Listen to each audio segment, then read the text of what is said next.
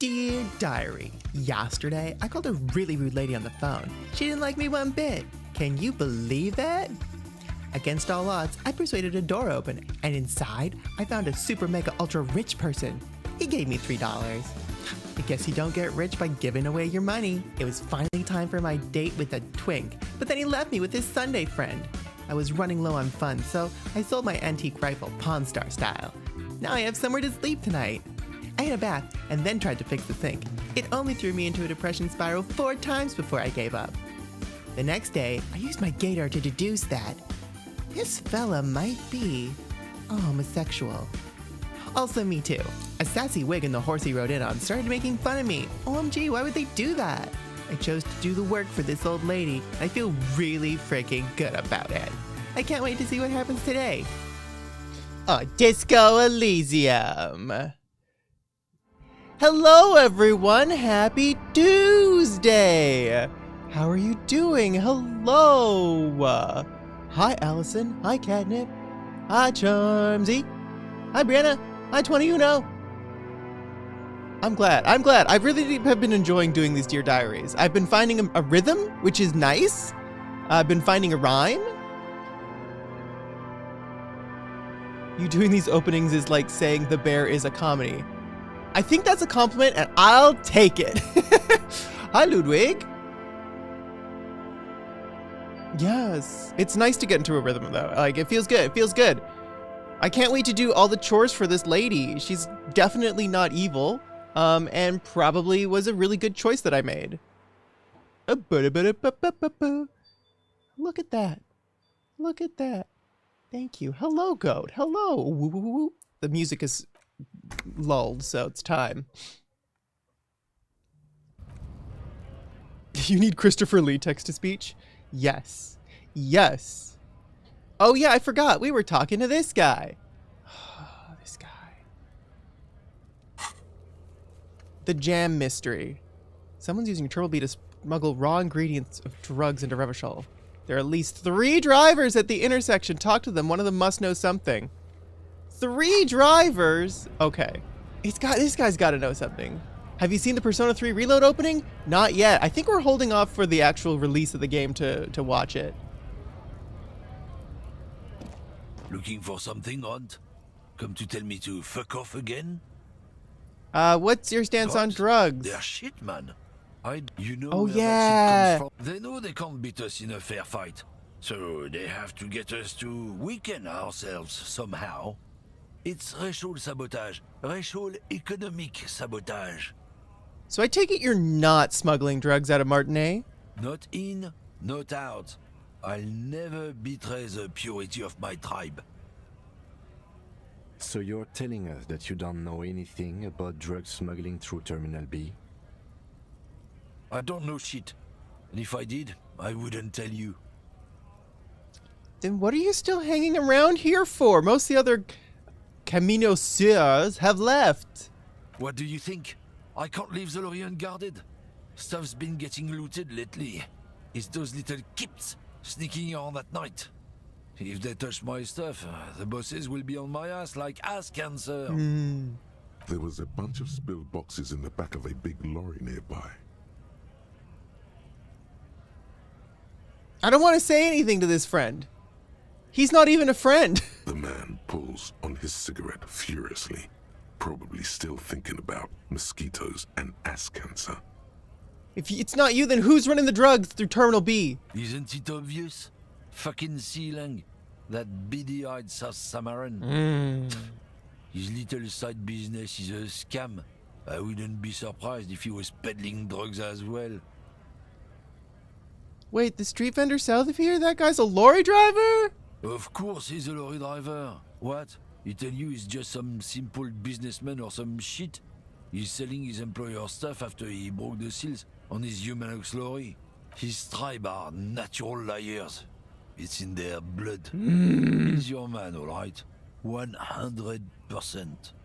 I wouldn't be so sure about it.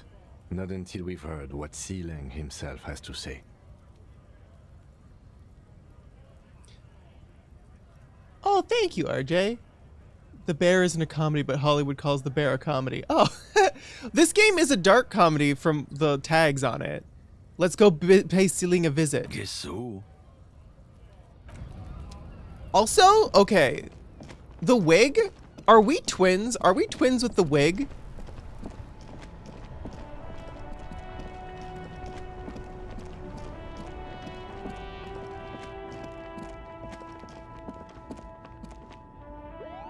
Oh, hello!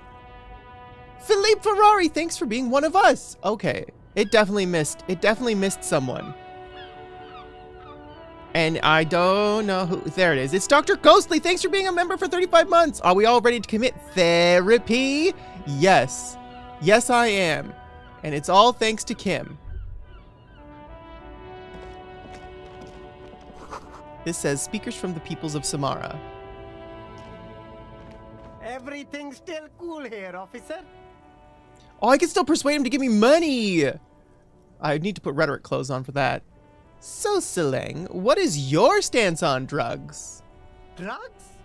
I don't go in for that, officer.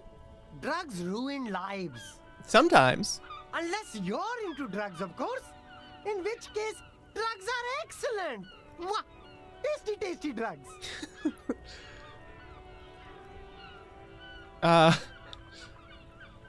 I'm super into drugs. That's very cool. A lot of the coolest detectives do drugs. Sadly, I don't have any drugs on sale, or at my home, or on my person. Oh, well that makes it easy then. I guess it's not Sir, you. It appears to be true. No drugs in sight. Not in the box of sunglasses or under the speakers. Well, we're looking for a lorry driver who's transporting drugs out of the harbor. They're in this traffic jam somewheres. That's even cooler. You investigating that and all. But, I am not a lorry driver. I'm just a street vendor. I don't know anything about that. Oh, but you are a lorryman. Another driver has identified you and your lorry. Who said that? It's the fat racist, right? It was, yes. I bet it's him.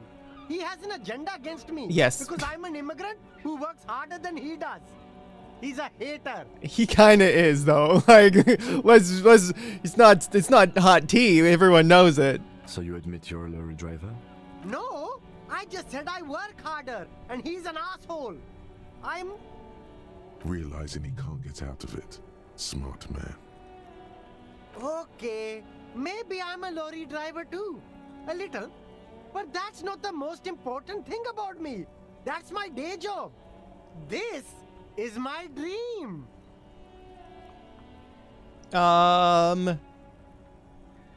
So you were embarrassed to tell me? No, I just forgot. It's such a small part of my life. It's in the rear view mirror now. I'm climbing out of that hole with ingenuity. Okay, stop squirming. What do you know about the drug operation in the harbor? Nothing. I told you. I'm not a dumb guy. I don't get involved with that crowd. And what crowd is that? Yeah, tell me about the crowd. Who are these crowd? Crowd, you know, the drug crowd. Who are the drug crowd, Ceing? He doesn't want to talk about them. He's afraid. Who are you afraid of, Ceing? I'll keep you safe. Look, there's bad people doing bad things here. I know. That's all I know. Please don't get me into this mess. I've spent 15 years working my way up. We're buddies, Ceing. Help us out. No one needs to know it was you. It's a she, okay? The other drivers call her the lady driver. You're better off staying away from her. The way they talk about her, she's no lady. Is this the Baby Driver spin-off Lady Driver? Interesting. Could this driver be connected to the Hardy Boys? Oh, the lady is the old woman there? Is that? I don't know. Maybe. If she is, I haven't gone near her. I don't get involved. I told you. That's very responsible. It could be. She was strange. Who are these other drivers who talk? All of them. I don't know. I told you all I know. Are we cool now? I really want us to be cool now. We're cool now. Who exactly is talking about this lady driver of yours? The racist or the other one with the tattoos? He points north. All of them. Even the ones who've left. I don't hang out with them. I don't remember who has tattoos. That's fair. Okay, we're cool now. All right. I scored. Let's cap this off with a purchase. You can walk away from here with funky sunglasses, detective. Both of you. You deserve it. I do deserve funky sunglasses. I do. I also deserve some money from you. I need some rhetoric. That wasn't the correct one. What was it? I don't remember. It was literally right there. It was rhetoric. Damn it. Oops. Do we have negative rhetoric clothes? Definitely the hat. I recall. I think that's it. I think that's all we got.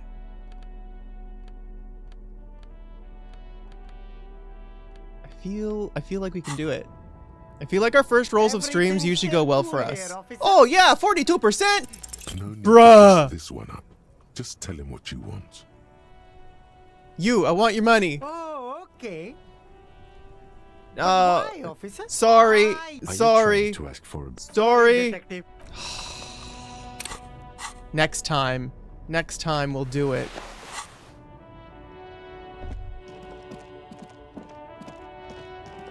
The item stat bonuses are on the left. They are on the left. Wow, look at that. Do they show like positives and negatives? So if you have like +1 and a -1, would they show each +1 or -1, or would they show nothing?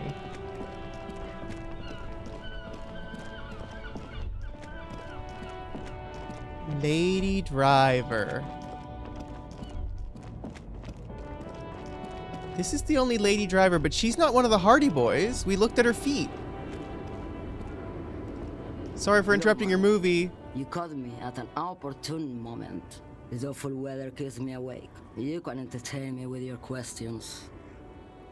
Before I came, you seemed away. She's just a distracted old woman. We should maybe let her get back to her thing. Kim. Come on, he thinks. She's not the lady driver. You hear that, Leom? I don't think your partner likes you spending too much time with me. Wait, why is that, Lieutenant? Let's talk about it. Let's air our grievances in front of this stranger. Nothing. I just don't think she's connected to anything. He's worried, but not for her. For you.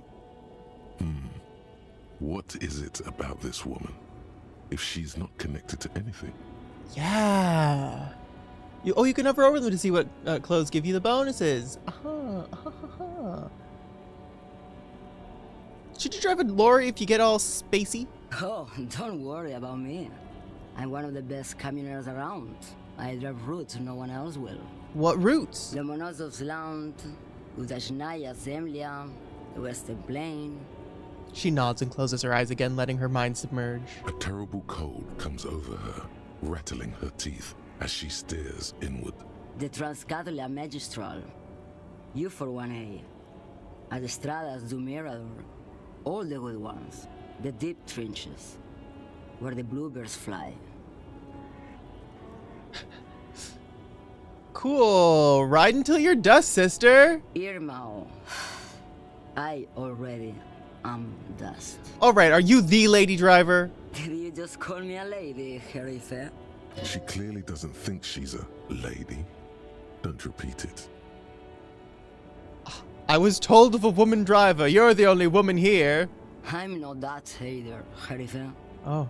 I've gone too far from it all to remember what was between my legs. It doesn't work like that on the long haul. Literally, once you get old, your body is like, you don't produce anything anymore. You're nothing. So you're not the driver everyone's terrified of? I'm only terrifying to small children and to those who used to know me. Why are you scared of the people who used to know you? Because they can no longer recognize the person I once was. Wow. You said long haul. That's... The big ones, the trucks. Oh. There's no women and men there. It's all just... She hums along as if to a track on repeat. In the middle of this town, there's a ghostly motorway. It takes all the people where they want to stay. You feel very cold suddenly, as if standing face to face with a terrifying adversary. Then the feeling dissipates, and all you see is an aging woman. Who are you, mysterious pale driver? Then who is the female driver? How should I know? Do I look like I spend a lot of time with the other commoners sniffing around when I have my movies to go to?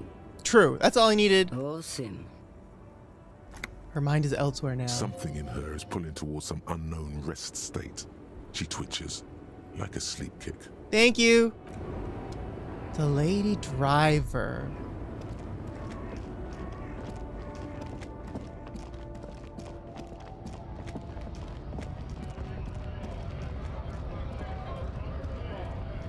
We can't talk to these ladies up here, though.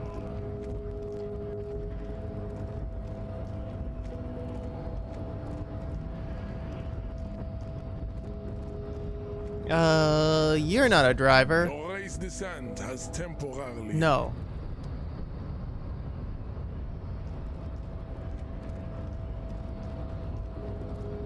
Lady driver.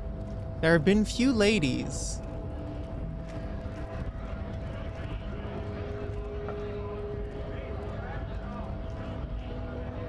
Right to work!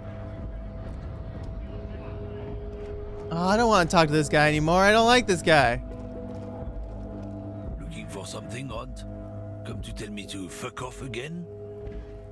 I know you've been giving me the runaround. Fess up. Where's the lady driver? I don't know what you're talking about. Then why are you smirking? Listen up, fuckwits. You don't scare me. You cops don't run Revachol West. You don't run Martinez. You don't run anything. Who does? The lady driver? No. He means la puta madre. Okay. My Spanish isn't great. But does that mean the bitch mom? Is that the bitch queen? The name resounds like a bell in the air, a dark gong. You get a bad feeling about it. Looks like the lieutenant has a plan. Let him do this. Okay. Yeah, him. Cross your arms and nod. Then I presume you are familiar with his peonies. Ooh, I don't know what that means. Yeah, they're his little bitches. He's got them all over the unions. Not just the unions. He has peonies everywhere. Some say he even has them in the RCM. Dirty fucking peonies who'd do anything for him. Multi-ethnic drug addicts. Oh, Kim's got this. You got this. You're not peonies. You wouldn't be investigating a drug thing if you were. No, of course not. We are not peonies. But if we were, and one of Madre's drivers were to be stealing from him, then it's a good peony's job to find out who that is. Wow, Kim! It's not a hard job. It won't take a long time. It won't make Padre Madre angry. But a stupid fucking racist is standing in the way, protecting this fucking thief. I'm not scared of you or the mob. I'm under the protection of the Lorrymen and Carters Guild. Ooh, the Lorrymen and Carters Guild. They'll protect you from You've Death seen that Mom. corpse in the ceramic armor there. Did his shitty little guild protect him? Nah, you wouldn't just leave him out there if you... He tries to light a fresh cigarette, but his hands are shaking now. The sentence simply ends. The lieutenant turns and gives you a barely perceptible nod. I've softened him up as best I could. Now it's on you to finish the job. Be careful. This man's still got some fight in him by the looks of it. It won't be easy to break him. I love -1 go fuck yourself. Here we... Wait, hold on. Okay, hold on. Half-Life? We got a shirt with that. Or is it gloves? Haha, gloves!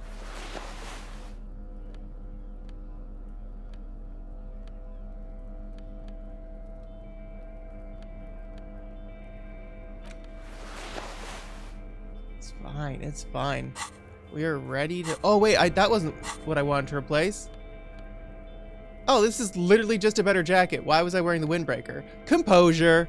That's why. What about my undershirt? Oh, we should wear the drama top. No, it's fine. We're dressed appropriately. Looking for something, Hunt? Come to tell Is save scum? I'll save. But maybe I won't scum. I don't Looking know. for something, Hunt?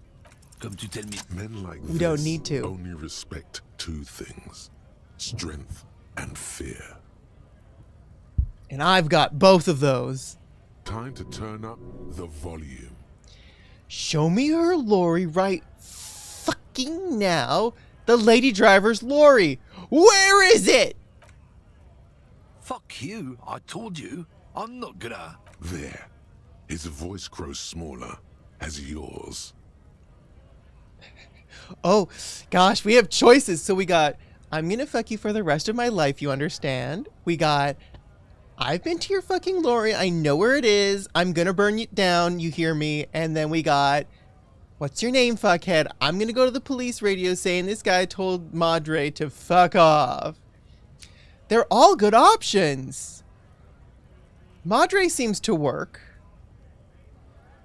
We're gonna invoke the name of our mother. Look, fuck you, man. It's some lorry down there. Green banged up thing. I don't fucking know who she is. When did she go away? She has our gun, by the way. She has our gun. I just feel it. I don't know. I don't even know her name.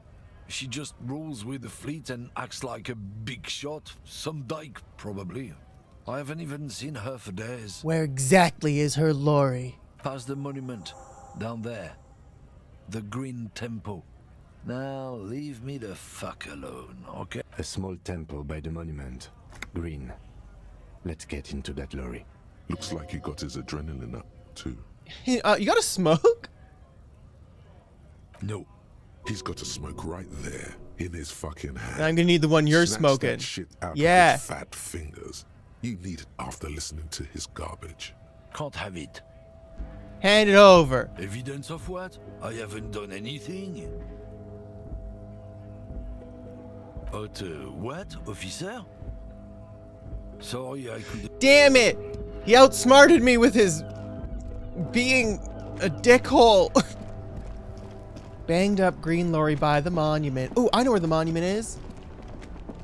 The monument. Banged up. Green. Oh, I found you. Yeah, that guy sucks, This Rebel. screen found A to Z Contemporaire is parked in the shadow of the ruins looming overhead. It's This must be the one he told us about. Unless he was lying. Let's peek inside.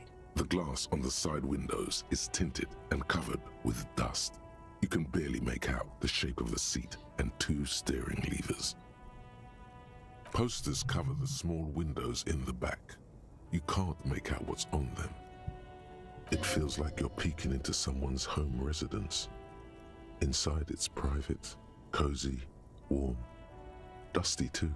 Try the door handle. The door is locked. The handle looks shiny, like it's recently replaced. How are we gonna get this open, Kim? Use the pry bar to smash the window. Open What? it from the inside. Really? This has been hard enough. No need to make it any harder. Okay. I guess we're just gonna break the window. I didn't expect that to be the answer, but you never know what answers there are. No keys? This screen found A to Z. Oh, I definitely have physical instrument clothes. Shadow of the Physical instrument clothes. You! How many extra physical instruments? +1. Do I have any negative physical instruments? No, we're good. We're good. When your impulse control tells you to smash it, right? Are Jiminy Cricket's saying that we should frickin' do it? Frickin' do it! With a firm grip, you raise the pry bar. A glint of light catching on the tip. Call down the hammer of truth and justice. Release your secrets, Lorry Cabin.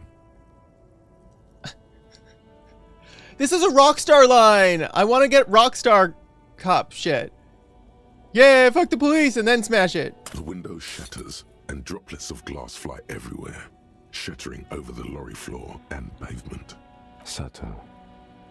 says the lieutenant and sticks his hand in the window like a common car thief and then opens it. The smell of cigarettes and perfume welcomes you. The cabin inside is plastered with old movie posters. Actresses smile from the walls. There's a radio transmitter in the front and a toolbox tucked under the driver's seat.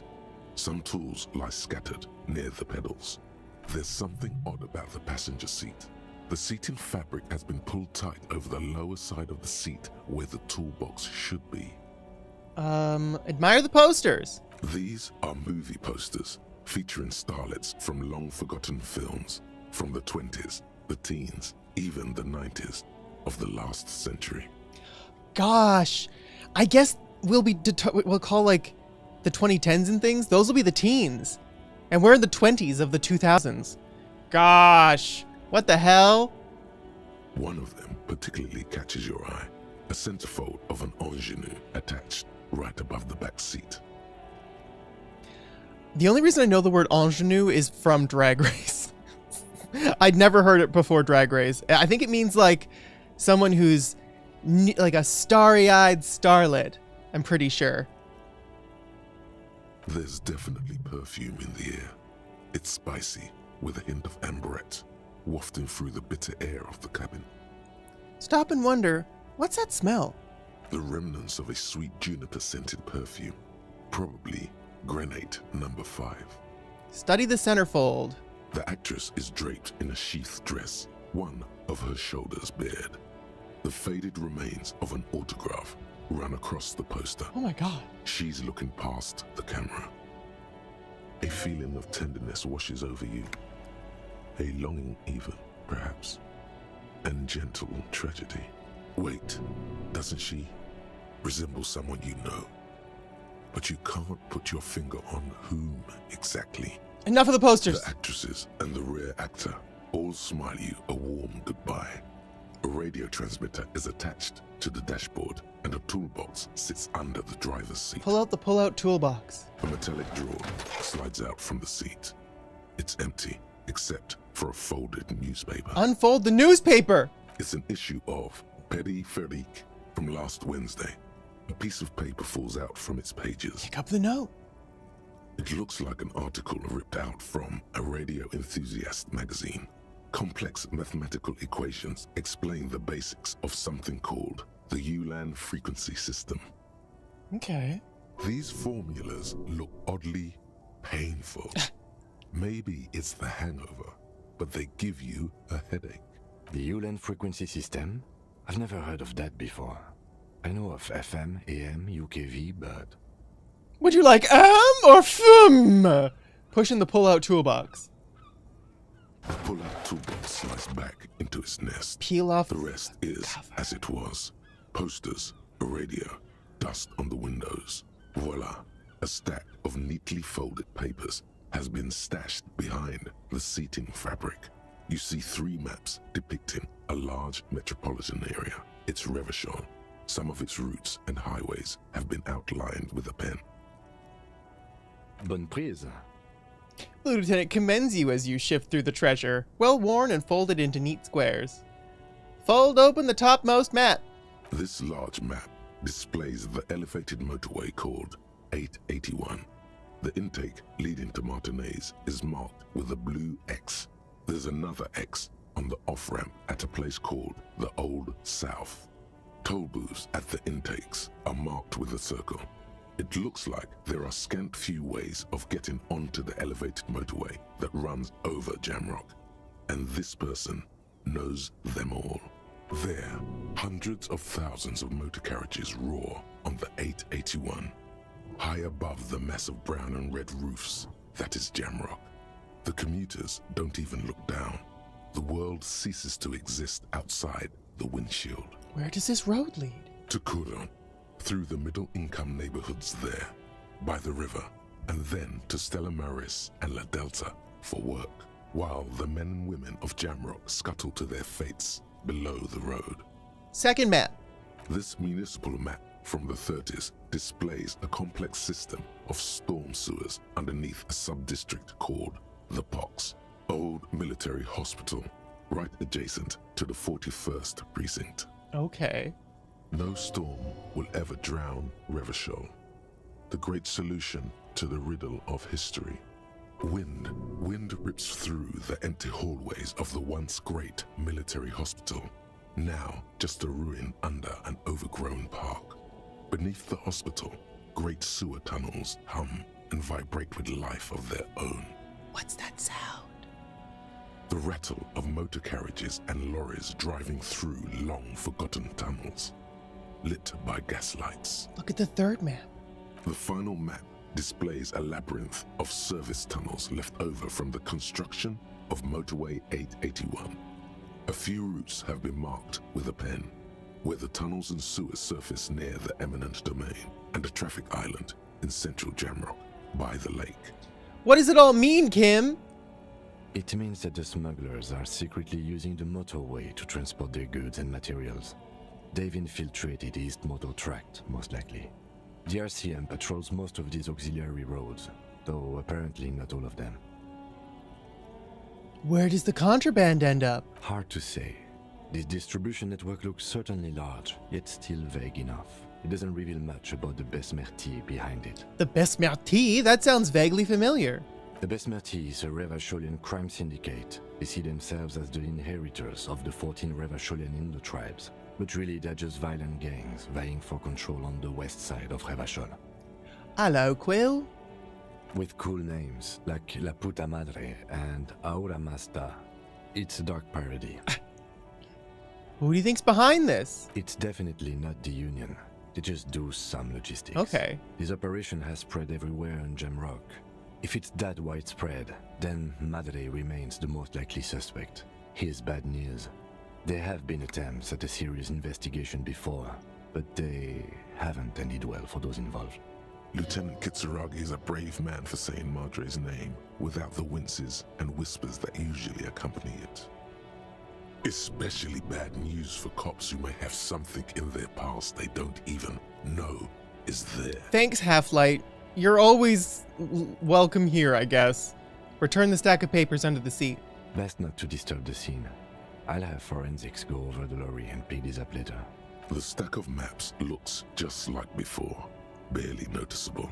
The movie stars look silently by, and the pull-out toolbox has a rubber handle, worn from years of use. No, Quill. I haven't touched any penises today. He closed the rusty old lorry door. We definitely need to return sometime later. We didn't get enough. What do you mean? I thought you said we... Okay, well... This found ate the smell of... There's something odd about the passenger seat. You wedge yourself under the steering wheel to get a better look. Seems like the few tools lying around here, a hammer, a pair of pliers, a rusty wrench, have been casually thrown there by the disorganized driver. Hello, cooking gay bro. But one odd detail does catch your eye. A piece of sandpaper has been glued to the throttle. Why would anyone glue a piece of sandpaper to the gas pedal? This is our odd soul. This is our eighth Hardy. Sandpaper? A novel technique. Must be to offer some extra grip to the driver's foot. The sandpaper would also rub off the pattern from the driver's right sole boot. Yes? Do the honors, he thinks. One- Connect it yourself. One of the footprints at the crime scene had an aberration. One sole was smoother than the other. Which means that the missing lady driver was present at the lynching. And she was the one running the drug trade. Oh, what a handful. Now we know for certain who's the missing eighth person at the lynching. Do you think that Hardy and his boys could also be involved in the drug operation?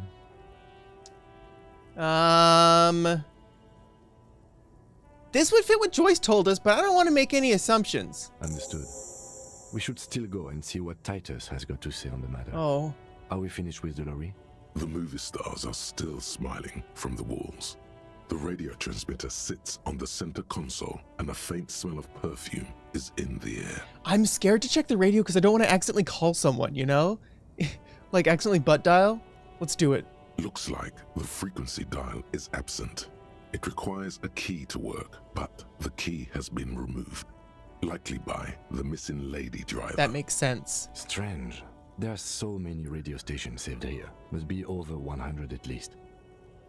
Is there anything we can do with the radio? Doesn't look like it. It's completely inoperable without the dial key. What else is The here? ghostly Nothing. echoes the Great. I think we got everything. A word, detective? Before we return to Joyce? Yeah, I'll talk to you whenever you want, baby. Alright, we've finished here. Let's quickly debrief and go over what we found, so we don't do it in front of the company rep. It seems like something police would do. What do you think of all this, Kim? Honestly, I'm quite worried by what we've seen so far. The evidence seems to point to a rather extensive and well-organized operation. I'm especially intrigued by that radio transmitter, particularly the sheer number of stations it can connect. Looks like this alleged drug trade casts a wide net. I'm not sure what the ULAN frequencies are all about, but they may hold some significance. Perhaps it's a better way to connect between fleets while avoiding frequency bleed, or maybe it's used to tap into RCM networks. listening in on your calls between you and your station. A worrying prospect. Did any of you have like a police scanner when you were young? I knew someone who had a police scanner, and sometimes we would just listen to the police scanner to see what kind of drama was going on around our town. Oh, and the maps we found. They reveal the geographical extent of the operation. Looks like they've used abandoned No. channels and access roads to stay hidden. This is useful info. No? And last but not least, it looks like the Hardy Boys knew this driver, as we know that she was present at the lynching. This may be the Union connection we've been searching for. Is that a thing? Where'd you find that? That's not a normal thing to have. Where would you get one? I don't know. My mom was friends with someone who was a foster parent for like kids who were, you know, they were troubled with drugs and things. So sometimes we would just listen to the police scanner. If one of the kids wasn't home, we'd definitely listen to the police scanner because you never know. You'd be like, okay, there's someone who matches the description of the child. Well, at least we know where they are. Yeah, like in the 80s? Okay, yeah. Okay, good. Zio's got me. This was the 90s, but yeah. You've only heard of them in media. Where do you even get a police scanner? The probe and the case converged, he thinks. This was quite the find. So it turns out this is connected to the Union. Like Joyce told us, yes, logistically. But don't expect to bust this open during our stay here. Yeah, okay. At best, this is an angle we can use against them, to other ends, as extra ammunition. Okay, are you telling me not to mention it? Will the RCM open an investigation into this? We should return to the murder case. See what Joyce tells us about the lynching. Okay. When we are done for the day, I call my station and suggest our narcotics department look into it. I've been binging true crime again in the past week, and it's wild how many of them in the 80s and 90s involved in the suspect having a police scanner. That's concerning. He's saying you could use it as ammo. Okay, good. There are more than enough grounds to start an official investigation, sometime later when we are done here. We do not want to get caught in that. He stops to think. The fact What that are you one thinking? hasn't started already gives me pause. An investigation, I mean. Especially if the Madrid grouping is involved, and I can't imagine they aren't. It's certainly worrisome. Corruption. All the same, I don't like the idea of internal affairs descending on the matter. That won't help anyone either. But what about the posters? How do they factor into this? As elegant as they are, I don't think they are relevant to the drug trade. Kim, if you don't believe that they're not using the names of old starlet actresses for drug trade stuff, you are silly. They're 100% using the names of old actresses as drug trade stuff. Don't be fooled. Desire always plays a role. Maybe the trader is some sort of cinephile. Yes, well, He doesn't say anymore. Unimportant. No, it's important. It's fine. debrief over. After you.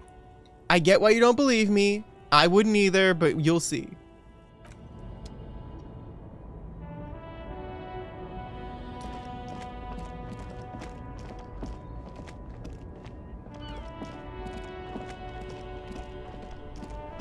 Oh, you actually want to talk to me? What is it? I saw you poking around in Lady Driver's lorry. She in trouble? Wait, you know the lady driver? A little. She's okay. Troubled, but a nice person. She left last week. Left me the keys to park her lorry if the jam should break. We could have just asked you for the keys. What else do you know about her? Nothing, man. We just talked a bit. About life and stuff. So, is she in trouble or what? Oh, no trouble. Don't worry. She's fine. Oh man, that's like a load off my mind. All that stress was messing up my rhymes. What's the plan with those rhymes? Oh, you know. Tommy Leom's gonna be a musician. Sprechgesang, but with beats. I've got a lot of free time on the road to hone my craft. Why Tommy Leom? Tommy Leom was taken. My real name's Jerry Lafitte. Tommy's way better. You don't love the name Jerry Lafitte? You don't think it Lafitte's? Jerry Lafitte? I guess Tommy's cool too. Tommy Leom. It's more him. That's fair. That's fair. If Tommy Leom fits you better, that's fair. Jerry Lafitte's a good name though, but you're right. Maybe you're not a Jerry. I had another question. The man taps his fingers rhythmically against his arm. I want to look in his eyes. I haven't been able to do it. Look in his eyes. In his eyes, an unfamiliar longing. Flecks of brown and gold. How? It's hard to say. His gaze wanders southwest, down the street that goes beyond the horizon. The road continues for miles, flowing together with other roads, turning into causeways or bridges, ending suddenly in dead ends, or ramping up or down highways. It forms a crisscross pattern across the land. Where does it lead? Above the Jamrock Quarter, in the form of a raised motorway, and then the never-ending sprawl of Forburg, high above buildings, new and old, the air filled with the rumble of motor engines. Further. To the old south, to the farthest outskirts of Revachol, through the checkered fields of farmland, upstream to the river Esperance, past Montmartin, the border approaches. What is beyond the border? You cannot see. It's out of the city. Up ahead, the mist blocks all sight. A gale blows across your cheeks. It is cold. Before you stands a tall lorry driver with sad eyes. What is the southwest? Excuse me? He emerges from the reverie.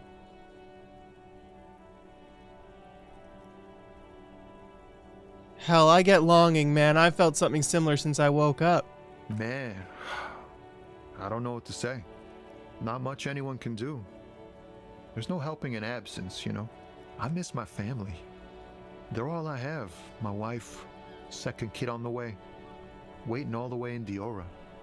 And here I am stuck in this shit, so far from home. Deja? Deja of the Seven Seas. It's on the other end of Le Caillou, pretty much, on another island called Laurentide, off mainland. We've got a little place there. Can almost hear my kid laugh when it snows. What's it like? What's it like to miss someone, Tommy Leom? What's it like? Yeah. Good. And bad. An ache that brings you joy. I think of them a lot. I dream up these silly scenarios in great detail of living with them. It comforts me. Oh, Tommy, I only want good things for you, Tommy. What about you, Cop Man? You missing someone? I'm missing my memory. Is that what it is? This feeling? No, it's scarier than that. You're pursued by a hunter, smelling of apricots and sorrow, and the past. I miss someone, but I don't know who it is. I miss my gun. I'm fine, man. I don't miss anyone. No, I miss someone, but I don't know who it is. I feel for you, my friend. It's bad enough to know who you miss. Missing like that doesn't feel like it has much of an upside. Yeah, who needs to miss anyone? We got Kim. But, thanks for this. It's nice to talk to someone, and I know it wasn't easy to ask. I hope you find your way through your own troubles. Well, this is our low roll that we're obviously gonna win, right? Yes, it is. Low roll, we're obviously gonna win! Your best verse? You don't even have a bad verse in here. Just tumbleweed and liquor stains. Wait, no. What are you doing? Here we go. She broke me. She fucking broke me. That's brutal, man. But you know, time will... No, stop. He's already mortified. No, Tommy, these are my rhymes. Listen! She fucked me till I bled. That's, In the name of God, what are you doing? I will never be the same again. She's always there. Fuck the case. Fuck everything. Total doom. Yeah. He doesn't know what to say. He just I get repeats. it. These are your rhymes. Yeah. They're from your life. Yeah. Doesn't matter if they're robust or Yeah. honest. Yeah. So, thanks, man. That's... What a nice... Tommy's the nicest friend. Yes, and I also thank you for stopping. We have a drug investigation to return to. How about we do that? Yeah, that's fair, Kim. That's fair. These are fair situations. We gotta talk to Titus. We were having a sweet moment, and we still are having a sweet moment, even though I did my rhymes. Looks like the circus left town, but the clowns are still here. I know, if anything happens to Tommy, I'm gonna be very mad.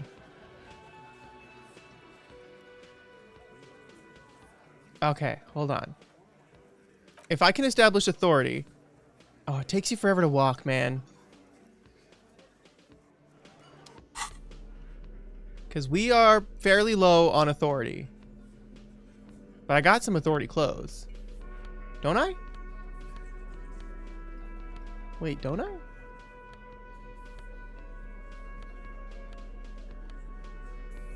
No, I have the opposite of authority clothes. I have no authority clothes. What am I thinking about things? I'm learning about the homosexual underground and capitalism. I mean, communism. Speaking of communism, so it's the Consumer Electronics Show, also known as CES 2024, happening right now. And I've been watching videos about all the cool upcoming tech and things, and I was like, oh, I see why perhaps capitalism is good for some things. Because I don't believe we'd make as many technological advancements without the incentive of money. But eventually the technology is going to advance so far, and then computers are going to technology advance themselves, and then what are we going to do? Oh, it's going to be communism. That's what I was thinking about last night. This game has invaded everything Looks I do. like the circus left town, but the clowns are still here. Okay, so we didn't... Oh, C20 Uno, I'm really ignorant when it comes to most things. So it's good to hear that you know more about that. Because I feel like modern day, at least, people are like, yeah, for money, we'll do it. But if it's good to know that before capitalism became dominant, technological advancements happened. Let's see, 8%. Double sixes. Yeah. This time it's going to work. You already ruled out the first bad option that didn't. No. Did you? You're It's fine. probably right. The others are only there for filler, to make the gun thing pop. I'm the only thing keeping this town from going to hell, and you're not helping. And what exactly is it you've been doing that's so goddamn special? Shitting yourself in front of us. Going around harassing kids on the street. Kids who've done nothing wrong. Ooh, Octo brings up such a good point. We're having a good discussion. Okay, capitalism and communism culminated in socialism. Give the power to incentive to create, but don't hold them so far back that it all belongs to the state. It's a matter of if it happens at the same speed. A lot of great minds that can innovate are held back by capitalism. Like, how many Einsteins could we have had if they focused on their talents instead of on survival? It's so true. I never considered if people were free to express themselves freely without the worry of shelter or food or money. What would happen? What would happen? Yeah. Cause like I'm not a money motivated person. like for me, All I want is enough that I don't feel starving and that I have a warm bed to sleep in at night, you know?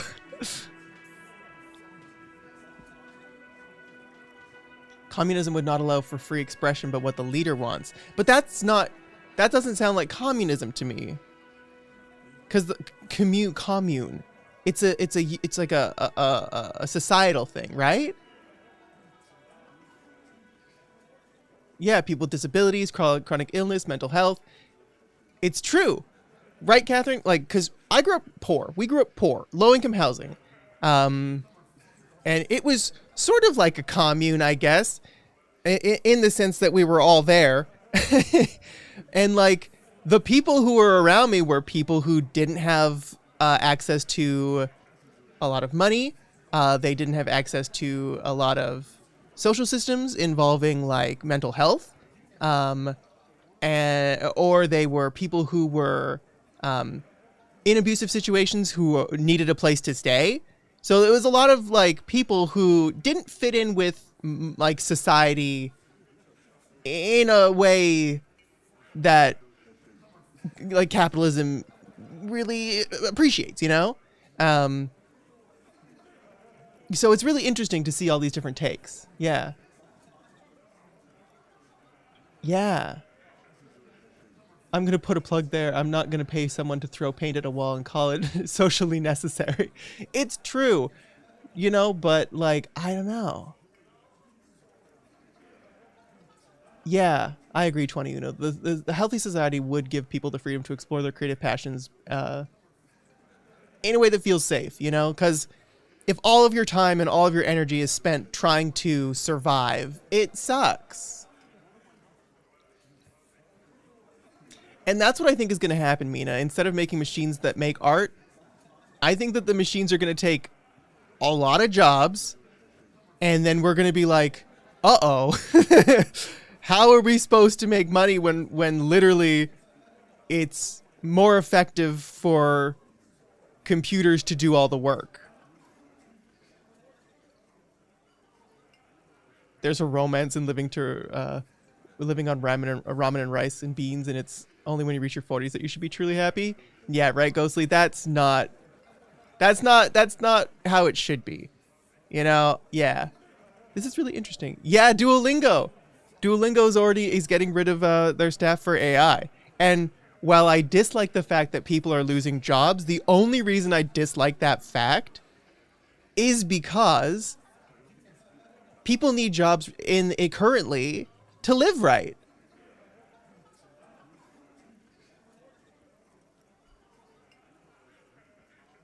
Yeah.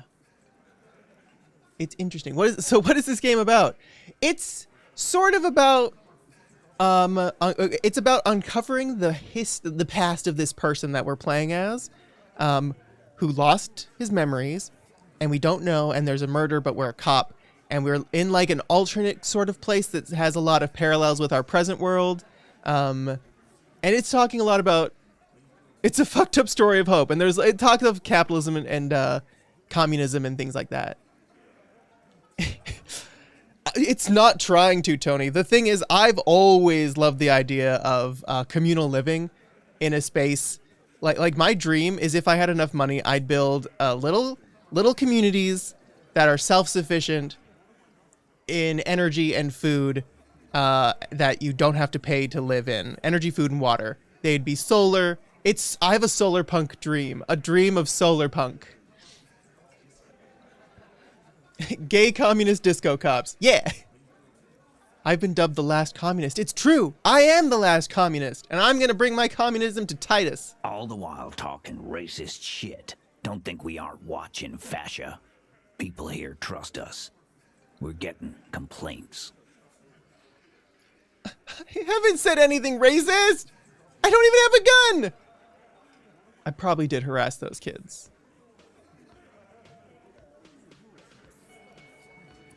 I don't. Wait. What? Okay. I really want to know what I've said. Of course you have. You've been calling people kipped left and right, inciting race violence in my town. What? Kylie said they've been trying to set up a race rally, whatever the fuck that means, trying to get the kips out of Revachol before the economy goes to shit. Oh, this is not great. Can I just say, I'm sorry, I didn't mean it. I didn't know, I was dumb. All of this feels like this, none of this is good. None of this is good. Ooh, Felipe has some insight. A clarification from someone that works in the field. AI, as the original definition, still doesn't exist. Yeah, that's what I heard. What we have today is good machine learning processes that can work by itself sometimes. Yeah, not true artificial intelligence. It's machine learning that has, yeah, that works off what we feed it. This isn't a good choice. This isn't a good choice. This isn't a good choice. I'm not an authority to speak to this. Is there a hidden choice at the bottom? No, thank you.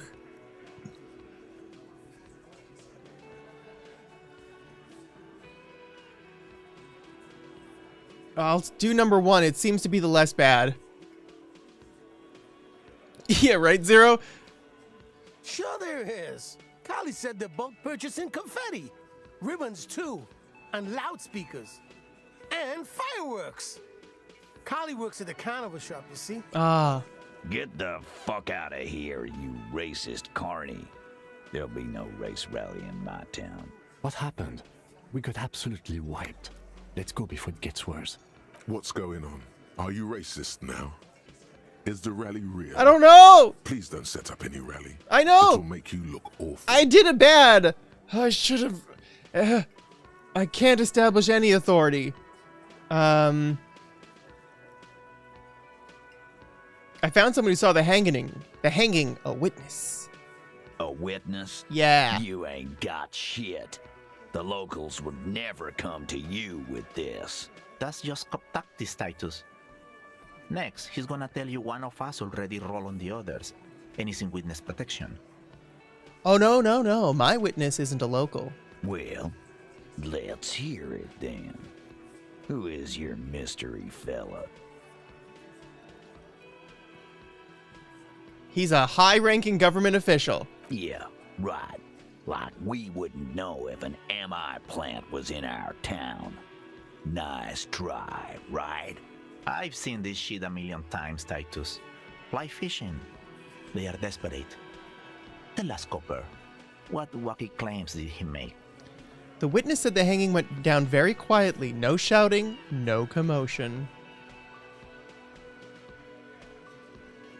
It's you assholes that feel the need to go around like a fucking brass band.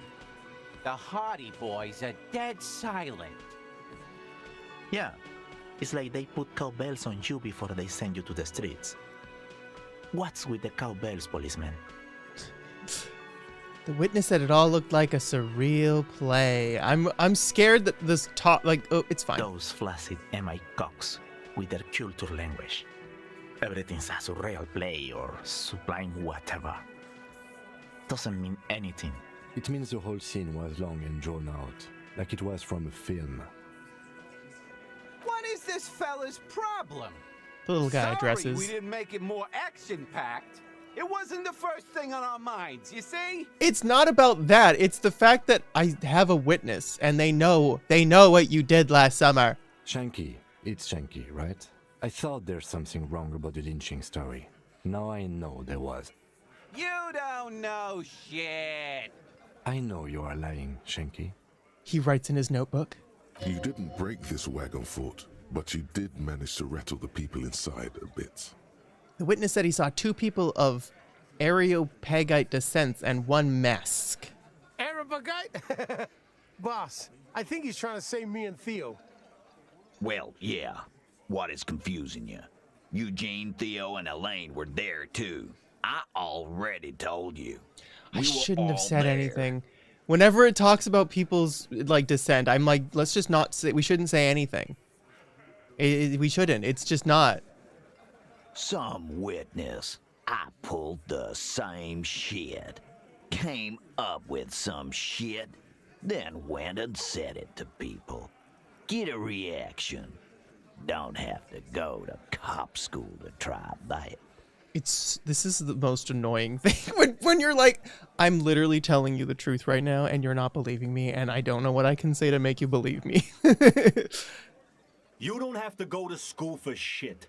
I never went to school and I'm doing great. Me too. You're doing a hell of a job, man. Hell of a job. Thanks. Yeah, shit. Access your inner Phoenix right. They're on sale right now on Steam. Also Firewatch. I bought it for $3. Okay, maybe it doesn't feel like this did anything to them, but they have to be fretting a little. Everyone is afraid of witnesses. Witness is a scary word. I got a chance to establish more authority. Should I put a point into authority? It comes up a lot. Oh, it's part of my skills.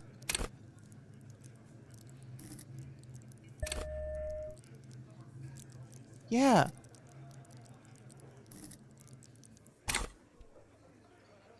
%? Reroll, then put a thing into it. Too late.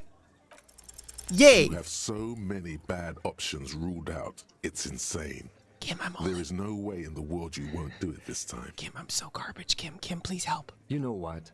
You guys must be the cops. Because this is what cops do, right? He's had enough. He's really gonna push their buttons. Thank you, Daddy Kim. Live in a bar, sit on their fat asses like they own the place, while the neighborhood goes to shit. Corpses hang from trees. Kids shoot up. Hey, we don't have to fucking take this shit. Glenn. Everyone shut up! I have an erection. That's a song, by the way. By Ninja Sex Party, it's a song. Titus's loud baritone echoes from the back of the mess hall walls and the entire cafeteria falls silent. Hi, Jordan! Ooh, good job getting your shit done, though. Fuck you, man. You didn't see the place before we got here. Fucking graffito everywhere. It's called art. Congratulations on the graffito removal. All I see is you sitting around talking about Monica's titties while there's a rape victim. Sorry. The way that Kim says Monica's titties. Monica's titties. So what? What do you want from me? We took care of that fuck. He picks the beer back up. Don't let him drink that. One more push. Quick. Just don't antagonize him. You have this already. It's not about who did it. It's about the victim. She needs help. Titus? He looks at her. She stops mid-sentence. That's it. You got him. Ooh. He's going to give it up, but on his terms. Does it tickle yours the way he says it? Yes. Monica's titties. Like, whenever you pronounce the double T's and things like mittens or kittens, it just is better. You know, buttons, mittens, kittens, titties. Oh! Is this amount still a thing? Anyway, a minor share of my paycheck for dealing with my Shiite. Happy belated New Year, Tilda. Dr. Ghostly, Happy New Year! Thank you thank you! It's a throwback. How am I feeling on the feel wheel? I'm feeling, giddy because of the titty. Giddy? Titty? There it is. You wanna help her, cop? Fine. I'm gonna let you help her. But you treat her with respect. Respect women, I will! If you don't. If you question her, harass her. A freight train of pain, buddy. What is her name? The lieutenant takes out his notes. Classia, I'm on due. She's staying here at the Whirling in Rags. A real pretty one. Silvery jumpsuit, blonde. That's I'm on due with an O-U. Shit. The girl upstairs? That can't be her. Uh-oh. Remember what you said to her? You told her you want to have. I want to have fuck with you. Oh, it's her! It's definitely her! It's Miss Oranje, disco dancer!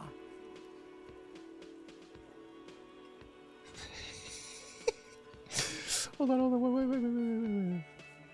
-1, you said you don't remember being a cop. -1, you said you don't remember reality. -2, you said I want to have fuck with you. -1, you said you're a superstar cop. Oh no! It's a disaster! I'm a disaster.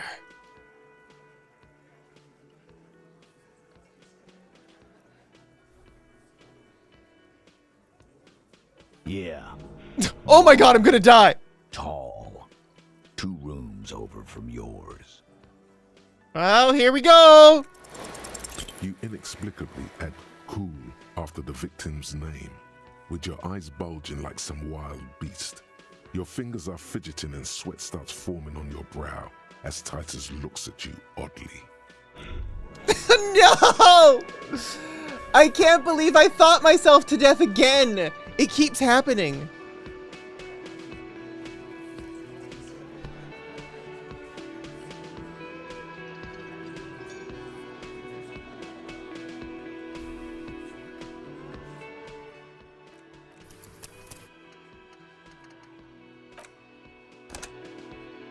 I can't believe it. I can't believe it.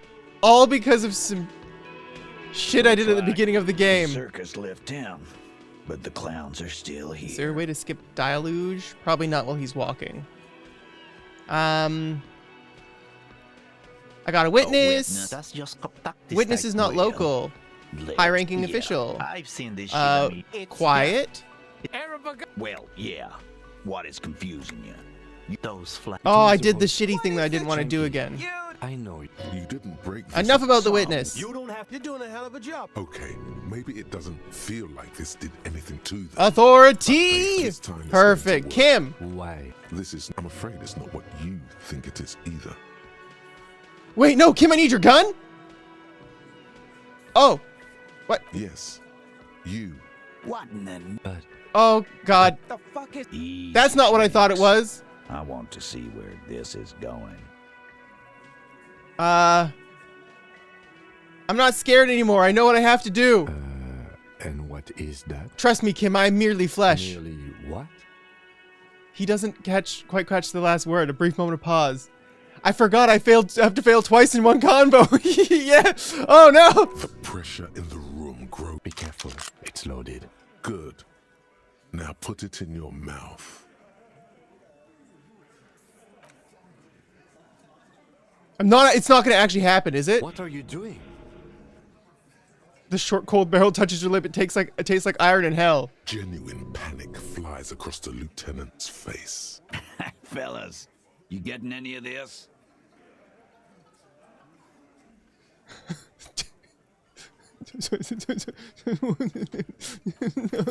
No, I don't like it. I don't like it. No, I don't like it. No, we're going back. We're going back. No, no, no, no, no. That's uncomfortable. Looks like the circus left town, but the clowns are still here. I just wanted to see what would happen, what the play was, and all of those answers were not nice for me. So we fail first. This time it's going to work. You already ruled out the first. Don't option. you And what do exactly it is to it? me. All the while talking racist shit. I don't even have a gun. What are you talking about? Guns are the only thing you have. Waving them around old ladies' faces. Trying to gun down kids. Callie said they've been trying to set up a mass execution. Bulk purchasing guns. I can believe that. Carly works in a gun shop, you see. Carly doesn't work in a gun shop. Carly works at a carnival place, you told me. There's no mass execution, officer. Just ask questions and don't... Please don't set up a mass execution. Okay. You'll never be able to pull it off. The logistics alone are insane. Just ask questions. Be a normal cop. I should have bought some magnesium. I just don't have enough money. We have a witness. Now we'll go through it. No. High-ranking government official. I've seen this shit a million no times. shouting.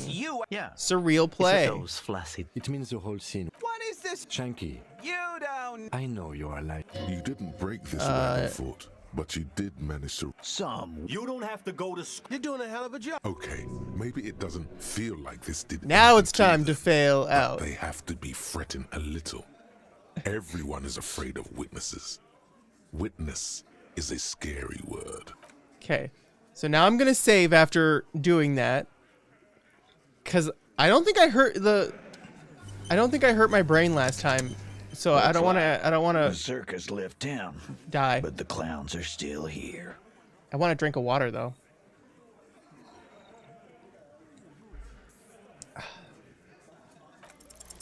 You have so many bad options ruled out. It's insane. Kim, help! You know what?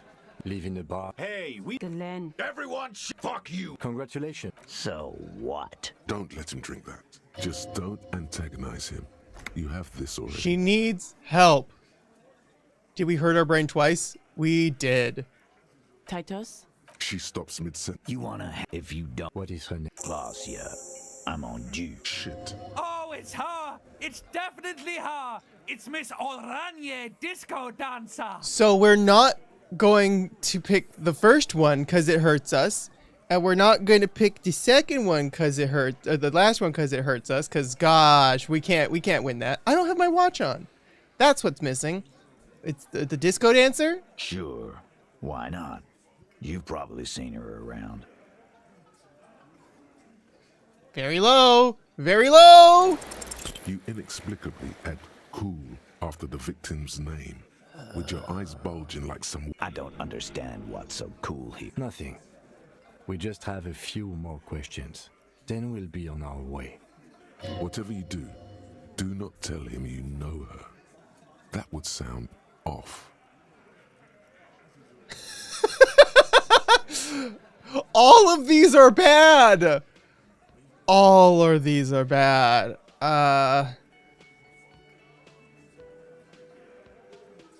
Thank you. We'll talk to her. Remember what I said. Freight train of pain. He points his beer can at you. Well, we came out totally unscathed. I think I'm gonna go fix the sink. I think it's time to fix... Oh, are you mad at me? Oh, don't be mad at me, Kim. Hi, Kim. Officer, what was that? You mean the sweating and the fidgeting when he mentioned her name? Yes. And the sort of quivering jello thing with the eye, point to your twitching eye? Yes. I think I know that woman. The victim? Is there something I should know before we talk to her? I met her in the hallway after I woke up. Understood. You were not in good shape on Monday. She knows I didn't remember being a cop. Okay, that's manageable. And I hit on her. Understood. He's stone-faced. She said I'm gonna have to interrogate her later and it's gonna suck for me. It is. This would have been good to know before. It didn't come up. It should have. Anything else? Let's move on. We'll be alright, officer. This is nothing. You feel fortified by his assurance. Oh, thank goodness. It's going to be all right.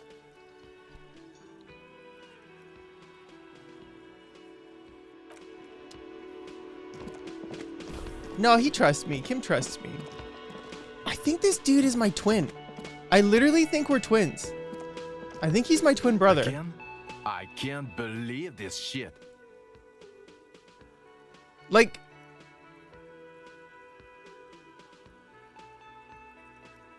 twins.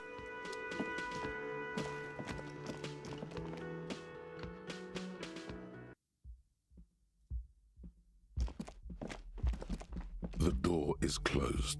Who is it? A woman's voice answered, muffled by the door. This is the police. Can we come in?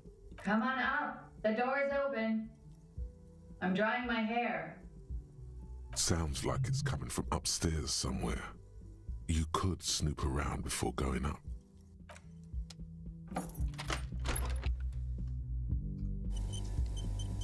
Just in case I break my brain again.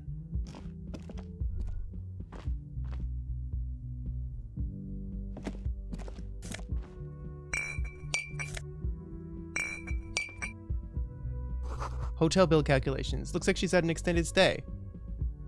A pile of dirty clothes is a woman's. What are you thinking? Also, don't think I didn't notice that this is the Shining carpet. Because it's the carpet from The Shining. This room has sad all over it. Reminds me of your own room.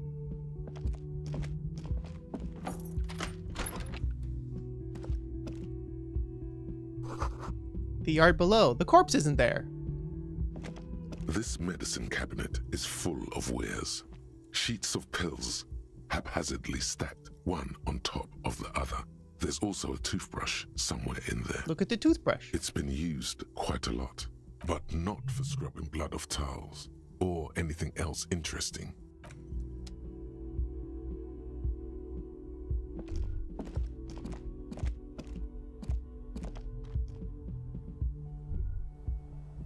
You feel someone watching you behind the glass door. A woman. The bed has been hastily made. This window is pristine on the inside, unlike the one next to it. Light from the desk lamp reflects off the glass in an untarnished golden halo. Run your finger across the surface of the glass. Smooth as ice. There are spots of mud and rain on the outside, even smudges. But the surface of the window is clear from the inside. No chips, no hairline fractures. Following your lead, the lieutenant leans in closer to inspect the surface. This window was recently replaced. Looks like it, yes. He adjusts his glasses. You know which window has not been recently replaced? The one I smashed in my room? Yes, that one. Cold wind is seeping in right now. Just one floor below you. Messing up your concentration here. If this hurts my brain. Stop distracting him! Yeah. He has work to do! Yeah. Plus, if I recall, the window has been giving him shit ever since he got here! Yes, thank you, Necktie! The voice of reason.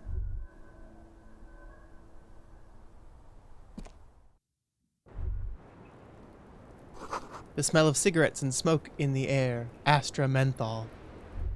Menthol! The same small, heavy door. No lock in sight. Where does this door lead to? I don't know. He makes a note in his It notebook. is not the first closed door we found in this building. There is also your mysterious blue kitchen door. Do you think it's important? I don't know. The further we get, the more this building seems to be tied to the case. Below, the hostel cafeteria creaks and groans under your added weight. A skeleton of composite support beams and cantilevers. Tap on the roof with your foot. A dull thump. Somewhere inside, a wind brace rattles from the imperceptible motion of the building. The vigilantes, the cadaver, and a number of people connected to the case are in or around this building. This door is part of it. It's not unimportant. See, the main investigation and the door below are merging into a stereo investigation. I hate it when that happens.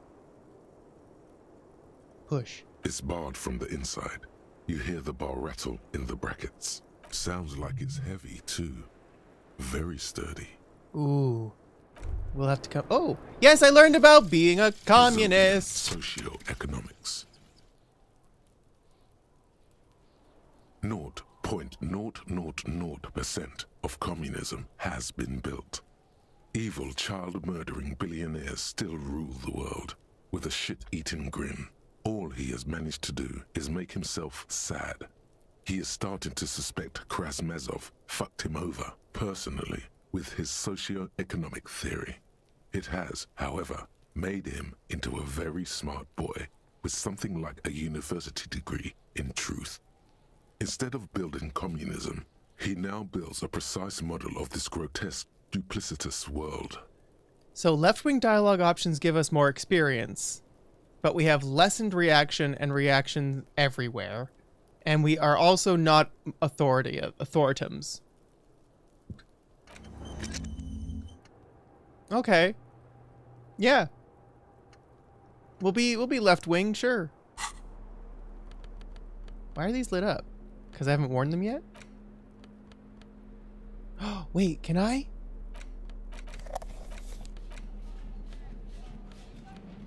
No, I can't. We have to look approachable, okay?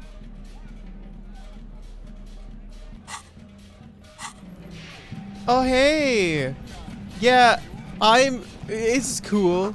Cold coffee in an ashtray that looks like a hedgehog. Sonic the Hedgehog. Wait, no, save first? Because our brain is very hurt. Welcome to the roof. The young woman has a cigarette in one hand and a cup of coffee in the other. Her hair is still slick from the shower. Aren't you going to catch a cold? Below her silvery jumpsuit, an athletic young body, built long and lean. I'm sorry for the mess down there. The cleaning lady hasn't come by in days. I'm beginning to wonder if she ever will. Is there a cleaning lady? I think I need one. Oh yes, legends of room number 1 have made their way around the building. They say a portal to hell has opened in there. Disco Infernum. They also say that's why the cleaning lady quit. Because of the Infernum. I also heard that. I'm Kim Kitsuragi. I'm a detective from Precinct 57. I believe you have already met my colleague from Precinct 41. I look pretty cool right now, though. You gotta agree. Have I ever? This is the one and only superstar cop. He's kind of a big deal around here. I'm sad to say I've shifted capo type since the last time we saw each other. I'm a different cop now. Wow. Things are very far from wow, little miss. That's gross. I'm a changed man. I'm a cop reborn to repent from my shortcomings. I am the sorry cop. A penitent cop monk. She says to herself. What brings this changed man to me? Miss, we are investigating the murder Hi, the of corset. the man down there. The people who put him there have asked us to talk to you. I like your kitten. Profile picture. Huh. I see. She takes a pensive drag on her menthol cigarette. Be careful. Ask something else first. When you go there, use words like, I hear you have been through something difficult.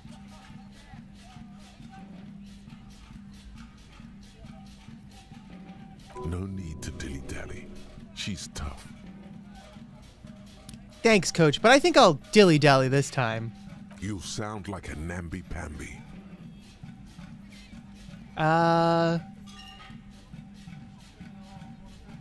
They tell us you've been through something difficult. Is that dilly-dallying? What's your name, miss, for the record? Classia Amondu. And where are you from? Vredefort, Republic of Oranje. Oh, cool.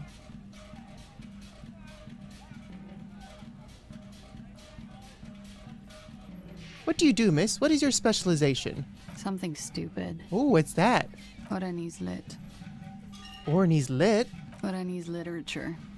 It's what I studied at the university. She raises both eyebrows. What is Oranese literature about? Fear of failure, fear of death. Oh, good. How it sucks to be Oranese. Cool. All national literatures are... Only the name of the nation changes. If that's true, then Revacholian lit would fit you like a glove. What do you do with Oranese lit? Nothing. I do nothing with it. Cool. It's not very cool, but what can you do? Thank you. That's it for the record. The record. So official. Yeah, I'm official now. Okay, I wasn't sure, Jordan. I was like, what does it have to do with anything? And I wasn't sure. Thank you for helping with that. I was like, are we going to get into like some how people are disproportionately targeted? I wasn't sure.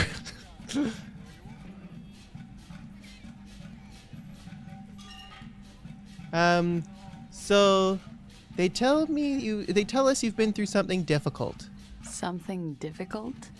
She raises her I've been eyebrows. through at least half a dozen difficult things. Which one do you mean? Were you sexually assaulted, miss? By sexually assaulted, you mean raped? She takes a quick drag, unperturbed. Yes. It's a bit early in the morning for raped, isn't it? It is 11:10, that is correct.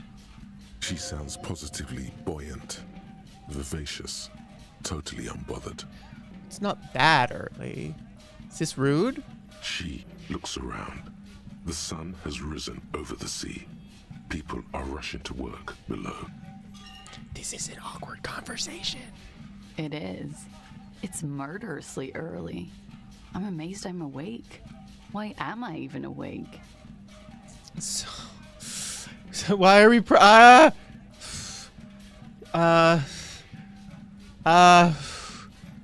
So, were you? Yeah. Oh. I'm gonna go with not raped. I don't want to say that shit about him. By him, she must mean the victim. Okay. Tell them it's not my style. They'll have to, you know, if they want to jazz up the charges, they'll have to get someone more, rapeable. Are you saying that you were asked to tell us you were assaulted? Not explicitly, but I understood what they meant. It wouldn't hurt to spice things up a bit. Some assault and battery, sexual assault maybe. It was clear the latter would be spicier. Okay, well, what did happen between you and the victim? We partied. What kind of partying? This kind of partying? With all due respect, sir, I think we partied a little harder than that. Harder than this? I didn't know that was possible. Oh, it is. You're still alive. I did try to fix a sink once, and it made my brain explode. What did you do when you partied? We drank, sir.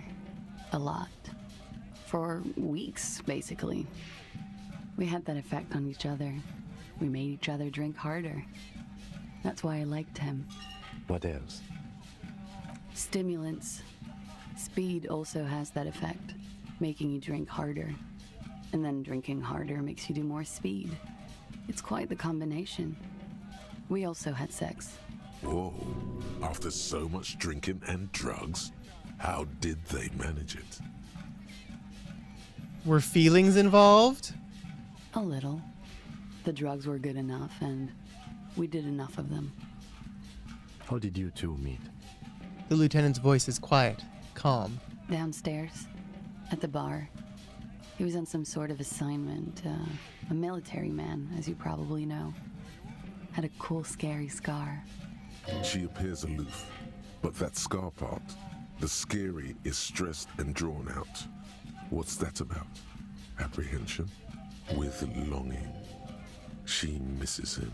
Aww. When was this? A month ago? Something like that. Can you tell me about him? I'm sorry, I can't do it. Not right now. Later, maybe. I keep seeing him. Like he is now. I can't talk about his, I don't know, hair. I know it's difficult, miss. We can return to it later. How do the Hardy Boys know you? They're frequent guests downstairs. They have a booth for union members.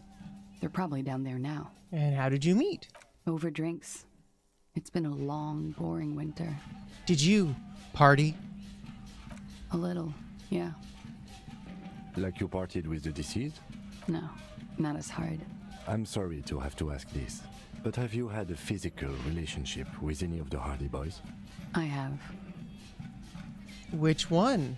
Which ones, sir? I don't remember precisely. Titus, obviously. Obviously. But as I said, it's been a long winter.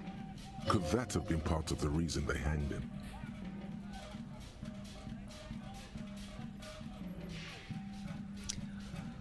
Oh, they make you make tough decisions.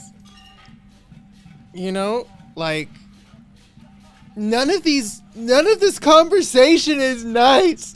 Oh. Do you think they lynched him because they were jealous? I hope not. Actually, I know that's not the reason. I'm careful about that kind of thing. Not crossing the wires, you know? But that's probably where they got the rape idea. What do you mean? Men like that? I don't know. It's the way their imaginations work. I suspect it's what they'd like to do to me. She changes balance from one foot to another, crossing her legs. What did they hang him for then? He had something to do with the strike. One has been roiling since I got here. Rotten timing. But you probably know all about it. You just gotta get stuck in and ask the hard questions. Oh, but they're so hard. And his role in this strike was what? I think he was in a security detail. He was ex-military, worked for Wild Pines, and against the Union. We didn't discuss work much, if you know what I mean. But I understood it was dangerous. And they lynched him for it?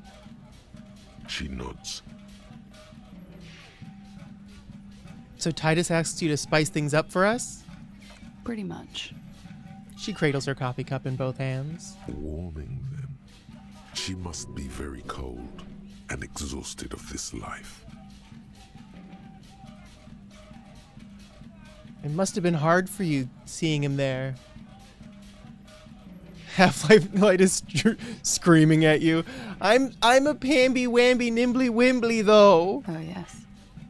I've had a great view. From the roof, out of the bathroom window, in my dreams. It took us a long time, I'm so sorry. A bitter cringe. It hurts. You look to the lieutenant. You called us, the RCM. Yes.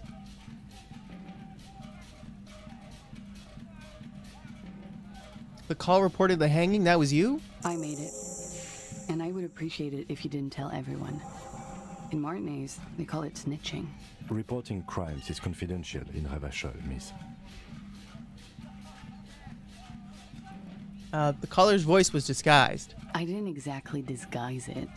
I just muffled the mic and nicked the landline a little. Nicked it how? With nail clippers. Oh. And I diverted some radio fuzz into it. Into the cold wire. Which landline? The one downstairs, officer. I used the whirling landline. But why go through all the trouble? I don't know, sir. It was stupid. I was drunk, too. I was probably afraid the Union was listening in. Locals say they have ears in the wires. Thank you for making the call, miss. It was the right thing to do. I didn't want to, sir. But if I hadn't, he'd still be hanging there. Why was there a bullet in his head? Bullet? They shot him too? They stripped his clothes and they shot him? You mean after they hanged him? I'm confused, sorry. So am I. Were you aware that he had also been shot, miss? Things are starting to go a little over my head here. I thought he was hanged. I was not present when they did it. I don't know what happened. I just know what they told me. And Sylvie, the bartender. It's hard to know what to think about that answer. Oh, failure! She's just tired. Don't push her too much.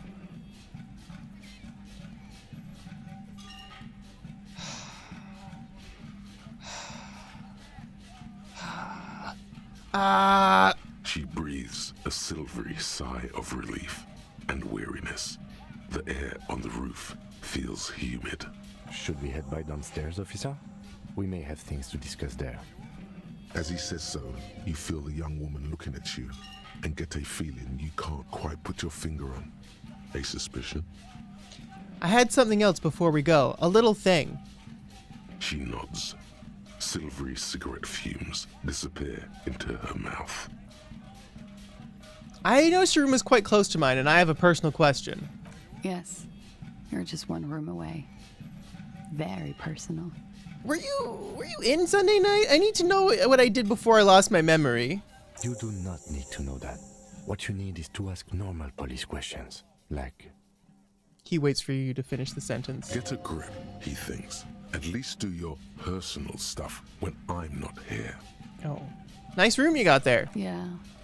It's pretty deluxe. No one likes to talk about their dirty laundry and their empty bottles. Maybe if you phrase it emotionally. Where does that door lead? I have no idea, officer. That window's new. It is. The lieutenant makes a note in his notebook. He finds the answer unsatisfying. What are you doing here? I'm wintering. How long have you been staying here? About 4 months. I came in November. Why? Here in the Whirling, here in Martinez, or here in Revachol? Here in the Whirling. Because it's the funkiest building in Martinez. And because all the other buildings are bombed to hell. Okay. Watching herself reflected in the bedroom window, tall and sparkling and draped in smoke. Volition! Volition. Volition. I'm so low on volition. Where is it? 2. Damage. Oh, this is my brain. Oh, yeah. I want more brain. I want more brain. Yes, please. I should have rolled first, but you know what? I don't even care. I don't even care because we're going to get it right. No, hold on. Why not? I'll be here and... Hold on. I was just thinking... Volition! Yeah! She looks back. Time moves slowly. Okay. Okay. I forgot to put my clothes on. Wait, no. I forgot to put my clothes on. Hold on. I forgot to put my clothes on. It doesn't count. It doesn't count. It doesn't count. It doesn't count, chat. Oh, what's that? Volition, volition. I need my volition clothes. It doesn't count. Not until I have my volition clothes. I don't have any volition clothes. Okay. I guess it did count. But this time. She looks back. Are you kidding? Time moves slowly. The triangles of her. Don't worry. We will protect you from her beauty. We will consult you through the reefs and sounds of her persona. You are advised. There are muscles on long white bones that line her limbs, just below the silver jumpsuit. What is happening? Nothing. Just time passing. Anything out of the ordinary and you would be notified. Air moves in your windpipe. Your heart beats. You're a detective. Am I being Get back to beguiled? detecting. She presses her elbows against her waist and slowly turns her head. Her hair brushes her shoulders, making a small hissing sound, almost imperceptible. The strange moment ends. It was brief, no longer than 2.2. It's fine. What is happening over here? Look, a handful of dried wildflowers. The same small, heavy door. No lock in sight.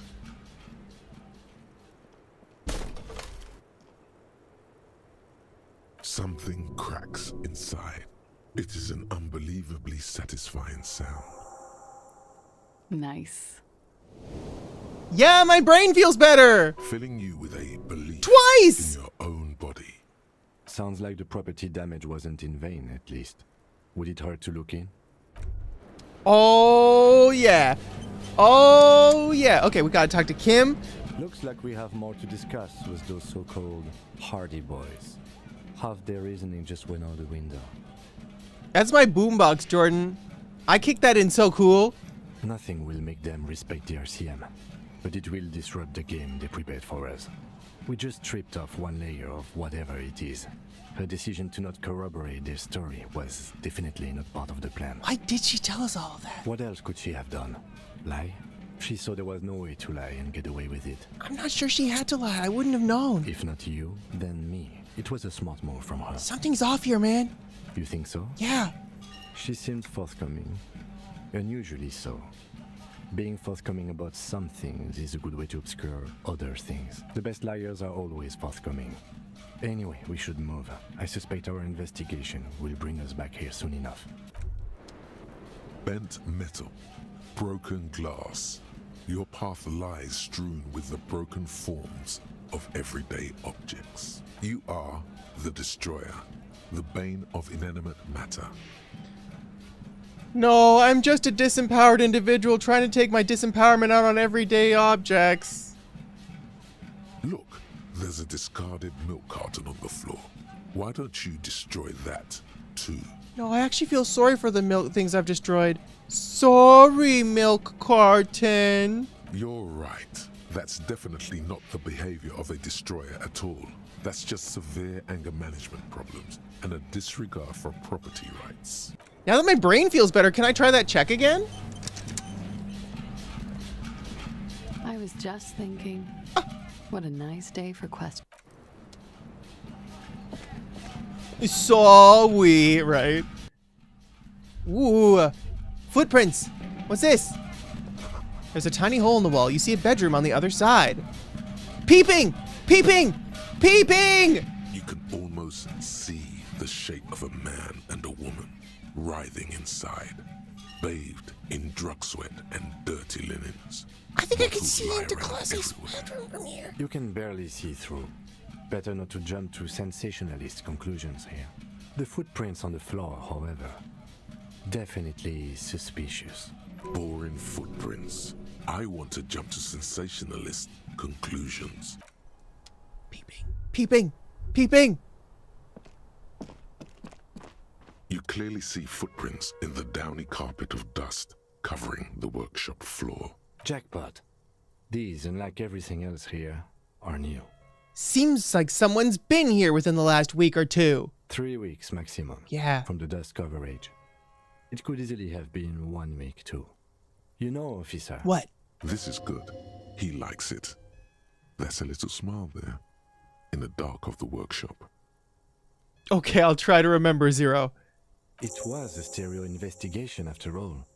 It has now converged with our main investigation, adding a new fact to consider. What does it mean? It means someone snuck through what seems like a secret route, behind our rape victim's room, in the recent weeks. This may prove to be significant. Let's look at them. Large prints, most likely made by boots. The size is hard to determine. Sole could be bigger than vamp. The soles have left a pattern, uniform, horizontal lines. One person has been here. They've gone back and forth. The tips point both ways.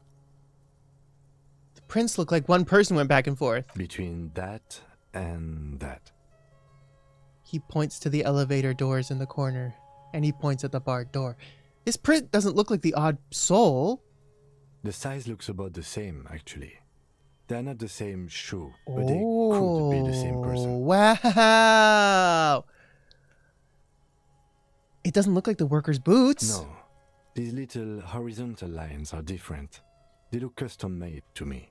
Or some kind of foreign print. Hard to say. Still a boot, though. Get up. Everything around you is quiet. The prints crisscross the workshop floor. Let's move on. A bassinet. Oh, a pinball machine has been taken apart and gutted. Absolutely gutted. Schematics for pinball machines, futurism themes.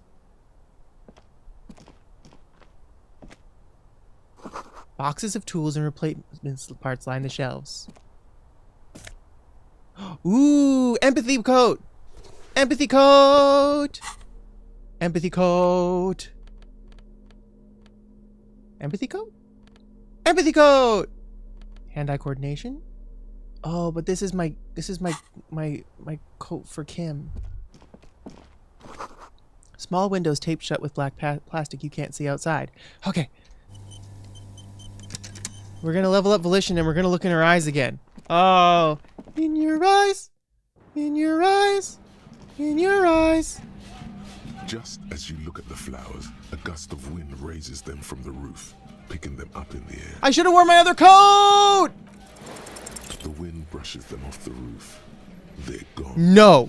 I'm putting my coat on and I'm catching the flowers and I'm gonna give them to someone and it's gonna be good.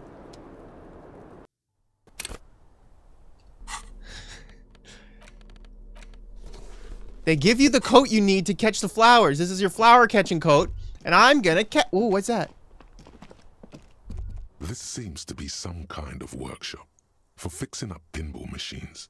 The lieutenant looks around the dusty, crowded room, inspecting the tools on the shelf. Doesn't look like that pinball machine will ever get fixed. At some point, 20 years ago, 15 maybe, before pinball went out of vogue. This used to be a pinball workshop. Looks like it. I'm guessing Martinez North 22 used to be a pinball arcade before it became a hostel. There are machines left over. He taps his foot. A creak. Some dust falls off a shelf. Downstairs in the hall, next to the main door. One of them even works. I've seen one of the hardest bang away at it. God, I wish that were me. But then it went bankrupt. Your skin crawls from making the connection. Could this mean that the whirling in rags is really part of the doomed commercial area? If that's true, then our cafeteria manager is not going to like it. We should tell him what we found up here, omitting that suspicion. He does not appear to be the kind of man who likes his establishment to be part of a neighborhood ghost story about bankruptcy. It's not a ghost story. It's a curse, and God ought to be made knowledgeable so he can perform counterspells. Yeah, we're doing a favor. We're doing a favor.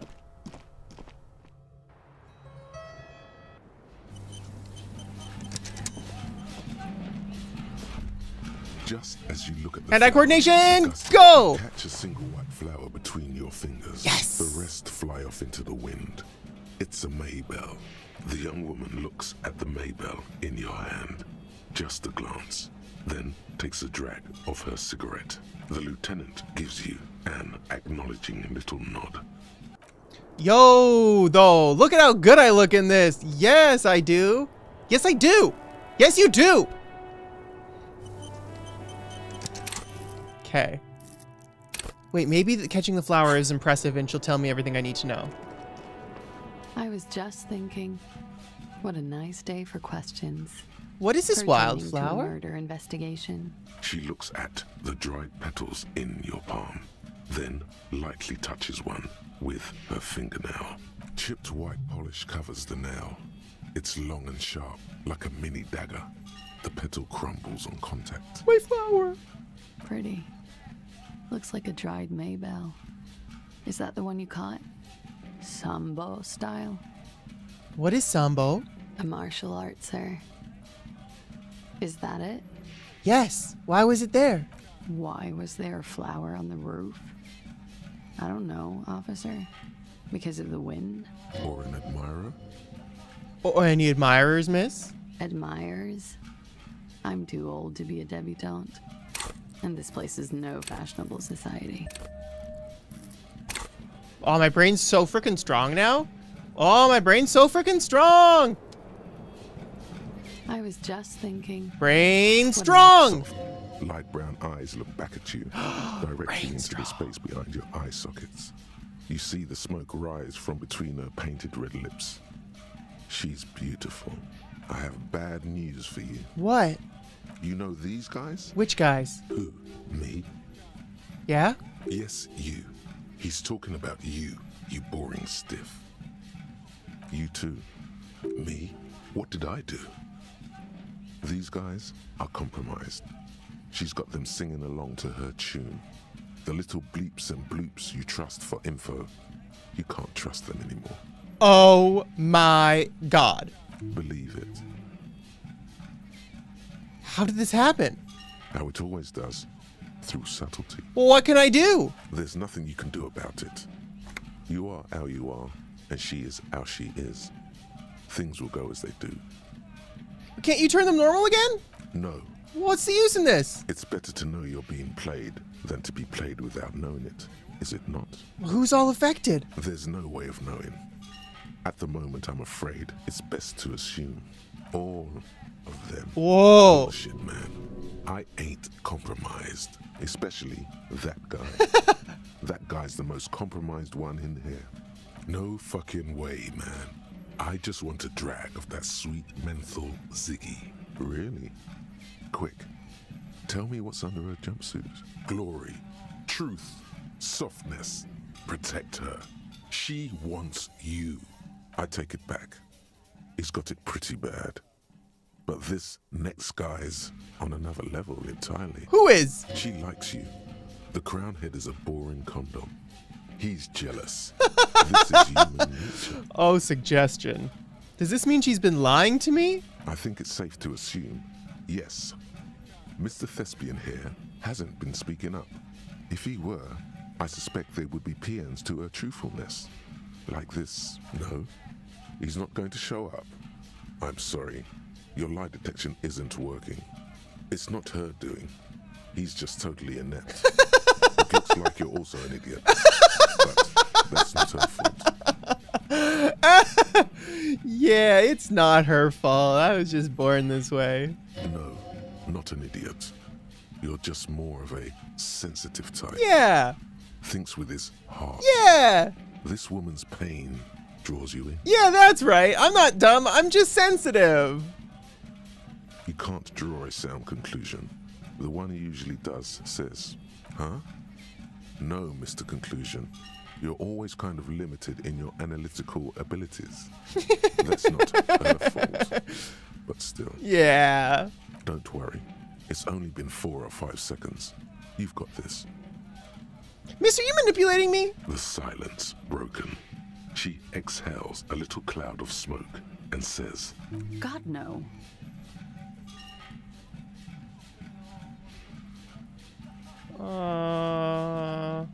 Yeah. Did you know there's a downstairs elevator in that room? I did not. Mystery solved then. I kept wondering where it led. there may be more to this mystery at some later time.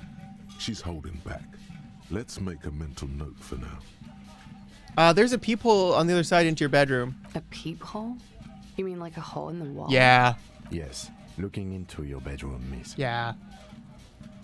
The lieutenant points to the window. The unmade bed is visible through the glass. Okay. There's a pause as she processes this information. A jitter of fear and disgust moves through her body. Yeah. Beginning from her shoulders and ending in her hips. The cigarette tastes foul to her now. Sorry. Do you think this is somehow connected to me? It could be connected. Okay. Do you have any way of knowing how long it has been there? Unfortunately, no. But if I were to guess, long enough. The perforation is under the bookshelf on your wall. It shouldn't be hard to cover with some tape. If it is recent, who do you think made it? Shit. I don't know. Maybe it's been there for a long time. Maybe the local kids use it or something. I don't know. I'll be fucking covering it up with a lot of tape, that's for sure. Yes. Was there anything else back there? There are tracks on the floor and they're recent. Huh. This isn't good. She feels like quarry, encircled. Her eyes dart to the door. And it's an old pinball workshop in the room back there. It used to be a pinball arcade. Okay. I'm glad someone's had fun. That's all. Mm-hmm. She's lost in thought. Eyes narrowed. All right.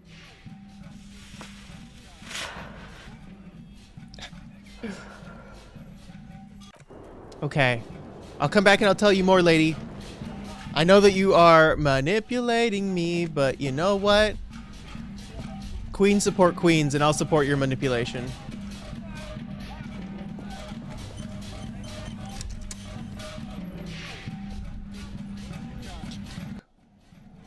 More pinball. This pinball is White Deora.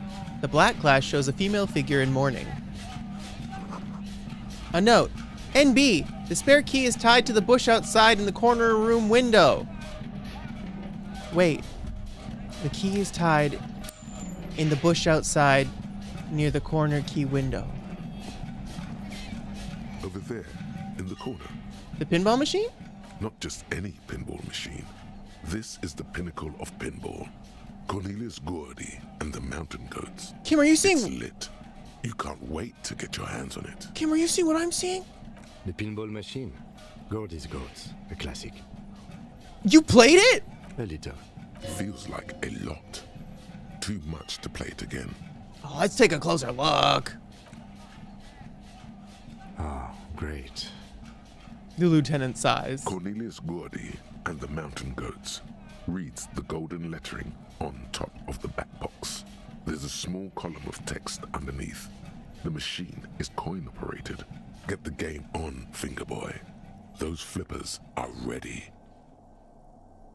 Read the text. Above the painting of a mustached man climbing a hill, a column reads, inspired by the legend of Cornelius Gordy, taken on the world's tallest peak, Corpus Windy. The Mesk legend holds that when the nation is in danger, heroic Gordy shall return and save his people. Inspect the playing field. The theme of the game is to explore Gordy's climb through the perspective of goats and to ascend to the top of the mountain in a time of trouble. The peak of the mountain is at the top of the playfield. All the balls have small goat icons on them, and represent the goats as they race up and down the mountain. Areas around the playfield represent Gordy's climb, places he was said to have camped, which the goats can discover. Get them to the summit. What's with the goats? Indeed. Think of them as balls. Okay, I don't have a lot of money, but... It takes a while to get into a rhythm, but pretty soon you're able to keep 3 goat-faced balls in play with relative ease. 3 balls! Go, go, finger boy. Yeah, go, go, finger boy! I feel sorry for the goats. If they only knew the kind of guy old Cornelius really was. Wait, what kind of guy was he? The kind of a guy who uses the word savages a lot when recounting his travels. A masked nationalist. A racist mountaineer? An avid huntsman too. He was often photographed in his dining hall, surrounded by wall-mounted hunting trophies from every continent. That's not cool! He also hit his wife and kids. Other people's kids too. Sometimes pets. Hateful little man. Yeah, that's awful. But you seem to be having fun. Yeah, I'm pretty good at this. Your game is definitely improving. The jolly goats are flying all over the board, and although a few plummet to their deaths, you're never left with less than 3. Suddenly, a special passage leading to the summit slides open at the top of the board. This is where the balls need to go. Concentrate and aim for the narrow passage. Maneuvering a goat ball into a position for a perfect hit isn't easy. More fall to their deaths. But finally, the opportunity presents itself. One of them gets through. Tiny hammer shatters something inside the machine. Something glass. The words "pale rupture" light up on the speaker panel, and the machine starts filling with a thick, milky fog. Something's happening. Congratulations. This is where the game ends. It's a cheap way of getting more money out of the players. A stupid, nihilistic finale. There's so much fog, you can barely see anything. Some is actually leaking out of the machine, and one by one, your goats start slipping, disappearing into the milky nothingness. That's cheating! This can be navigated. The balls leave almost imperceptible disruptions in the fog. Use them to calculate where they hit next. Hit the pads as fast as you can. Maximum attack. Not even a bullet can get through.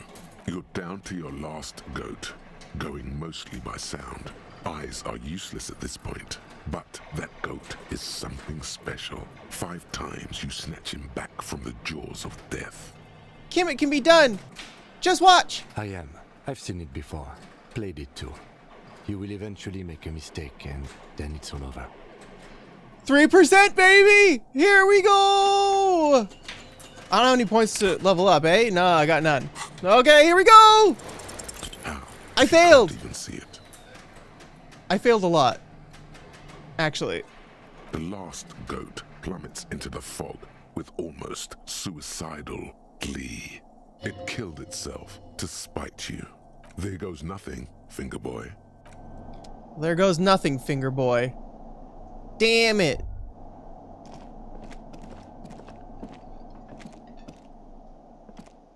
You see a heavy steel door with a prominent dimple lock. It's painted blue. This door is connected to the one upstairs, but how do we get through? How does anyone get through? There must be a key somewhere. Probably somewhere in the whirling. It's not too important. We can get in and out using the roof door. No, it was at the bush beside the window.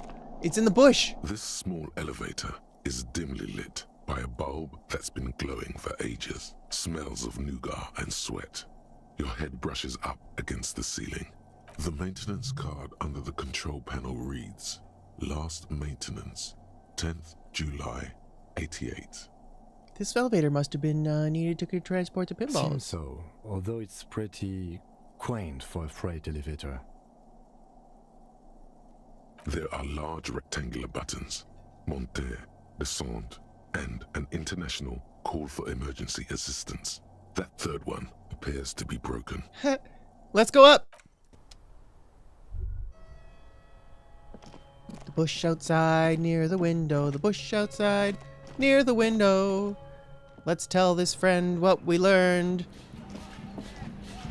I was just thinking, what a nice day for questions. Oh. Pertaining to a murder investigation. Never mind, let's not ask you questions.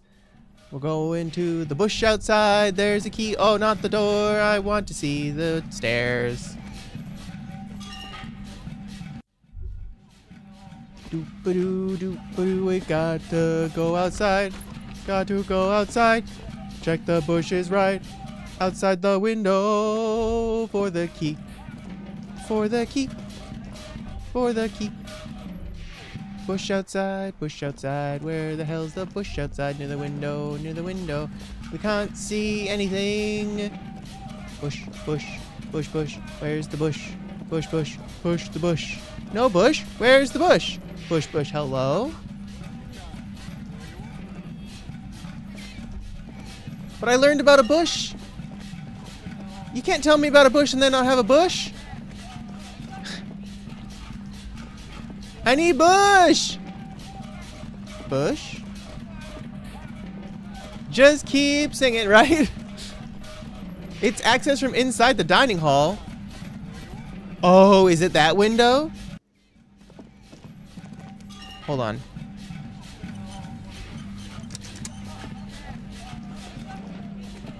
Again, you find yourself looking at that big old window. The note in the workshop! There's a yellow ribbon tied to one of the branches. Yes! Light yellow, faded with time. A tiny splash of color in the blackness of the thicket. Hanging from it, a bronze key. It's close enough to the latch up there. One can slide it open and just take it. Surely not a coincidence. Someone's hid a key in the bush! Huh?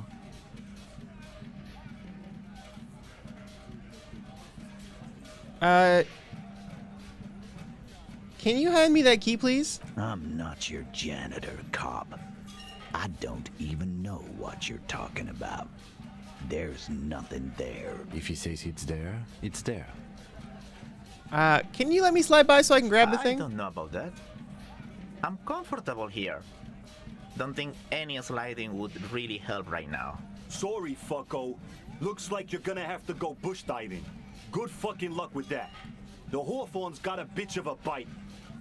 I'm gonna enjoy the sight of you in the bushes out there. With a loud thud, the old man stands up, pushes the window open, grabs the key from the hawthorn branch, and slides it across the table. Thank you, friend! The key is brass. Workshop spare is etched into its bow. The old man closes the window and sits back down in silence. Come on, man. We were just having some fun. Where's the harm in... I'm tired of listening to your shit. Thank you. Thank you! Don't thank me.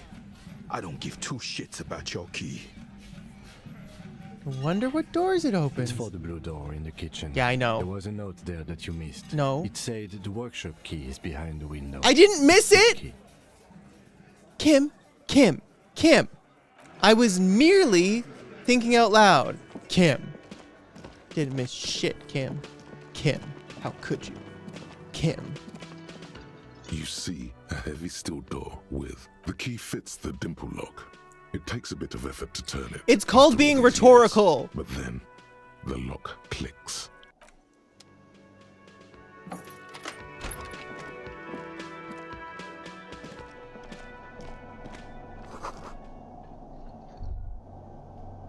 I've done it. What have I done? It. Ooh. All these mesmerizing machines, just waiting to be plugged back in and played. Feels like it might jump back to life any moment. The lights illuminating the white-robed woman. What's white Deora? Some kind of inane pinball theme. Probably related to Messina during the DeLorean age. The history themes are the worst. I think it's been a while since I saved Zero. The lieutenant grimaces, looking at the machines. How sounds like you don't enjoy pinball that much, Kim. No, I love it. I love pinball. Who doesn't love pinball? Let's move on. How about we fire one of these bad boys up and play some can't ball? Fire them up. They are broken. Only that one machine in the main hall works. The Royalist pinball. He looks away. What a dumb name. Royalist Pinball. If they weren't broken, he would kick one of these machines about now. You'll want to save scum this? I can't without finishing the thought, my dude. I can't think this thought again. This is the only time I can think it. No. Cross our fingers. Cross our fingers. When was the last time I saved? It's strange that he doesn't like pinball. Kim here is a Zeolite. His people are incredibly dexterous. Okay, you're right. I do want to save scum this. Well, now I know. So it was just before we were looking out the window. Again. Which I succeeded. You find yourself looking at that. There's a yellow. It's close enough. Can I slide by? I don't know. Sorry. I'm gonna. With a lap, the key. Come on, man. I'm tired of Thank listening. you. Don't thank me. I don't give two shits about your key. Does anyone know why? Didn't even know it was there. Boys. No idea. Never even seen it. Someone must have hidden it there before this room became our place. Okay, leave. So now I can save outside the door. I forgot about the microaggression. Yeah. I'll save scum so we don't hurt Kim. You see that the key. I'll save some for the good of Kim.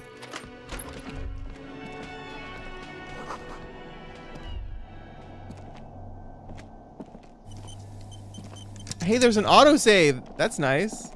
Didn't get that last time. Where's my thought? Oh, there's my thought. All these mesmer feels like it might jump back to life. You can't. What a dumb name. I should have put my encyclopedia clothes on. If they weren't, it's damn it. I'll put my encyclopedia clothes on. Hold on. Yeah. It's fine. We're not save scumming. We're not. It's not. It's different. It's different, chat. It doesn't. It's not like that. I promise.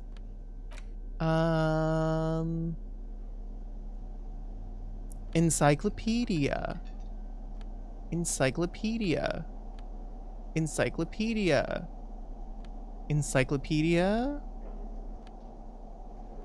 Nope. Well, that's what we got. It's just time to roll the dice. Feels like it might jump back to some kind. The lieutenant grimaces, looking at. No, I love it. No, you can't. What a dumb name. Kim Pinball Kitsuragi. Kim Pinball Kitsuragi. Kim Pinball Kitsuragi, aka Kimball. Exactly. That's what he's known as. His reputation precedes him. You're Kim Pinball Kitsuragi. So now he remembers. He looks at you through the silence of the workshop, then takes his glasses off and cleans them. Fine, I'm Kim Pinball Kitsuragi, aka the Kimball. You remembered. Congratulations. Wait, I still can't remember anything else. Wonderful. He only remembers hearing about the pinball policeman. You don't seem to really like pinball. No human being should. It is a game that requires no skill and a childlike affinity to flashing lights and to fantastique, science fiction, and historic romance franchise. Franchise? It is lame. Then why are you called Pinball? I am not called Pinball. It was used to taunt me a long time ago, before I became a homicide detective and got my lieutenancy. How did you? Fine. I was a juvenile police officer for over 15 years. It's how I started out in the RCM. Once I had to infiltrate a pinball ring, as you do when you're a juvie cop. Okay. It was not okay. I needed to become a pinball champion. I trained for 9 months. The job was successful and I was moved out of the juvenile wing to homicide. End of story. You were a juvie cop for 15 years? That time is over now. I was already a 38-year-old man. It was unbecoming, as was playing pinball. I'm a 38-year-old man playing pinball equivalent. It's pretty unbecoming. So that's why he doesn't want to talk to Kuno. Trauma and stressor disorder from being a juvie cop. Don't worry. You're Lieutenant Kitsuragi. I'll keep calling you Kim. Lieutenant Kitsuragi is good too. Oh. Now, we really need to continue our sweep of what appears to be a secret path through the whirling. I'm gonna talk to everybody. I'm gonna tell everybody about it. Specifically this guy about his haunted pinball. Can I help you? Got the 20 real? No, I wanted to tell you about your cursed building. Bruh. Bruh.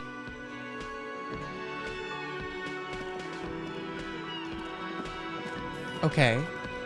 Okay. Hold on. Let's see. Let's see. The doomed hospital. Talk to Gart. I was trying to talk to Gart. All my stats.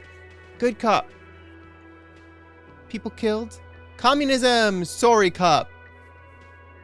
Boring cop. I did this. Confront the Hardy Boys. I need specifics. Hype build. Ask a little later. Kuno. Okay. Well, I guess it's back to Hardy Boys.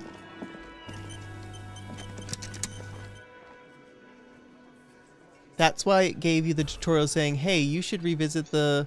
I shit at this whirling... Garth dialogue's under 2. Thank you. It didn't light up for me, so I was... Can I help you? I saw another thing at the whirling. Another thing. Great. I love those. What if I told you I got into the back room behind the blue door? Oh, okay. Well, I did hear you make noise back there, so good for you. It takes a lot of willpower not to ask. Obviously, he's been wanting to know what's behind the door. Aren't you going to ask me what's behind there? Okay, what is back there? Pinball machines, a pinball workshop. I knew it. I've always wondered where those machines by the door came from. And they told me there was some kind of pinball thing here too. I knew it. Were there any back there? In working order, I mean. Why? Did you want to play? Because I might be up for a game. No, I was just wondering if you found pinball machines there. Thinking of turning this place into a pinball arcade? No, but we could diversify the entertainment options, seeing as you've opened the door back there. The machine we have in the corner now is broken. Wow, how'd that happen? It wouldn't hurt to get a little life in here. Other than the hellish karaoke machine. That one's always causing trouble. Sounds like he cares about the place. He's not going to be overjoyed to hear that it's part of the doomed commercial area. Yep. He should still know. You have to be forewarned about these things. I have to warn you, I may have discovered that the whirling is part of the doomed commercial area. What? Why would you say that? We're at a completely different address from that whole thing. So he knows of the doomed commercial area and its address. He's thought about this. The whirling's listed on the intercom outside as one of the businesses in Building B. You should get your wiring fixed. I tried to call and couldn't reach you. I've been working here for a long time, and that intercom has never been used by the whirling.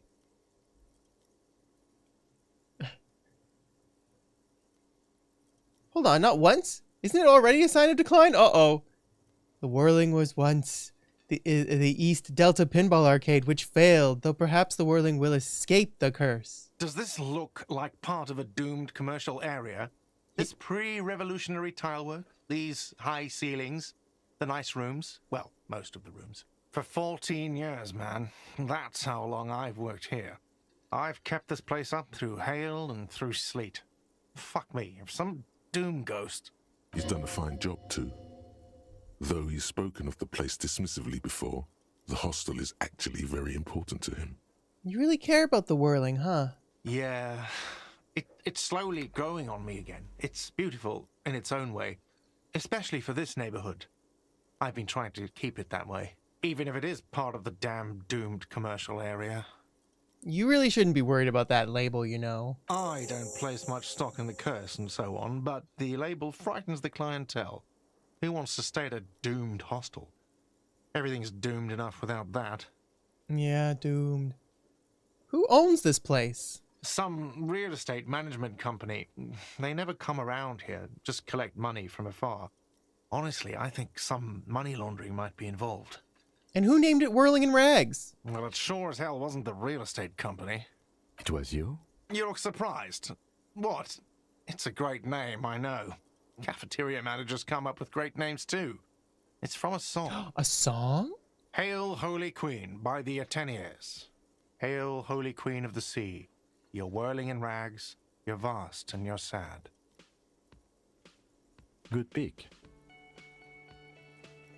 Well, good luck to you with this place then. Luck has got nothing to do with it. I need to think about where I'm going to place those pinballs. I have a feeling they're going to help. So, if you didn't have anything else to tell me about my establishment, can we, wrap it up? There's a peephole in the wall. What wall?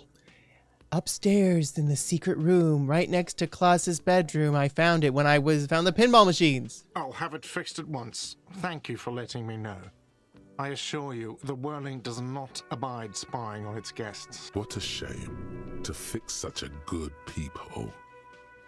Electrochemistry. You shush you, electrochemistry. All right, you've been notified. Thank you. I'll patch it up personally. Was there something else about the establishment? I hope not. There's something else. Yes. Goodbye. We did good. We did good today. We did good things. Now it's time to do other things. The clowns are still hanging around. What is it now? Morally questionable things. Let's see how it goes.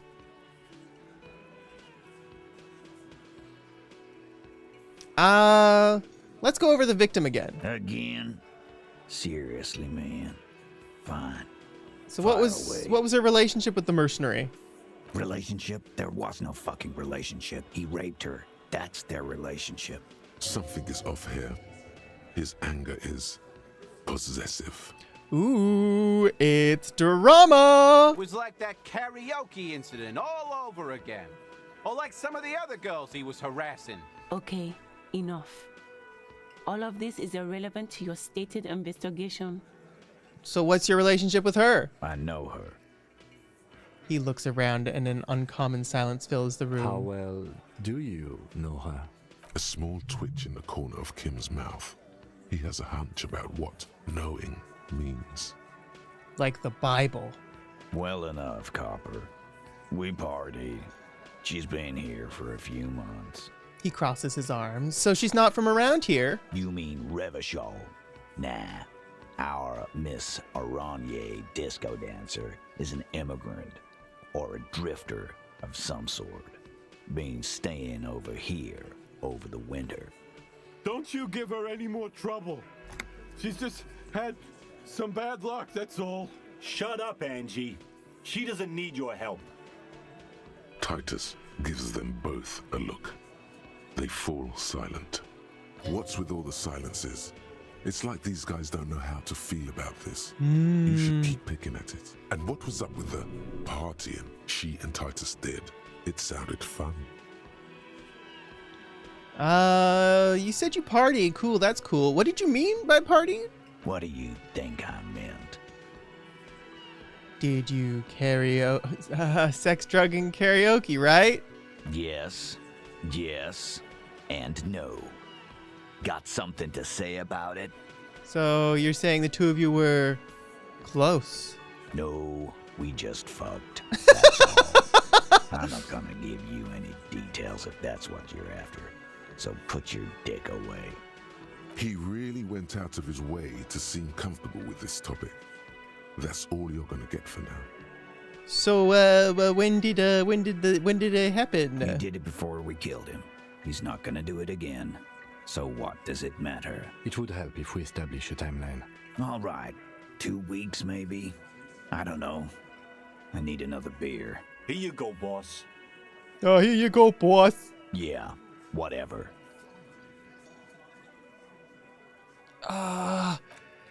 You take so long to walk. I don't want to sell her out to him because I feel like he's not good.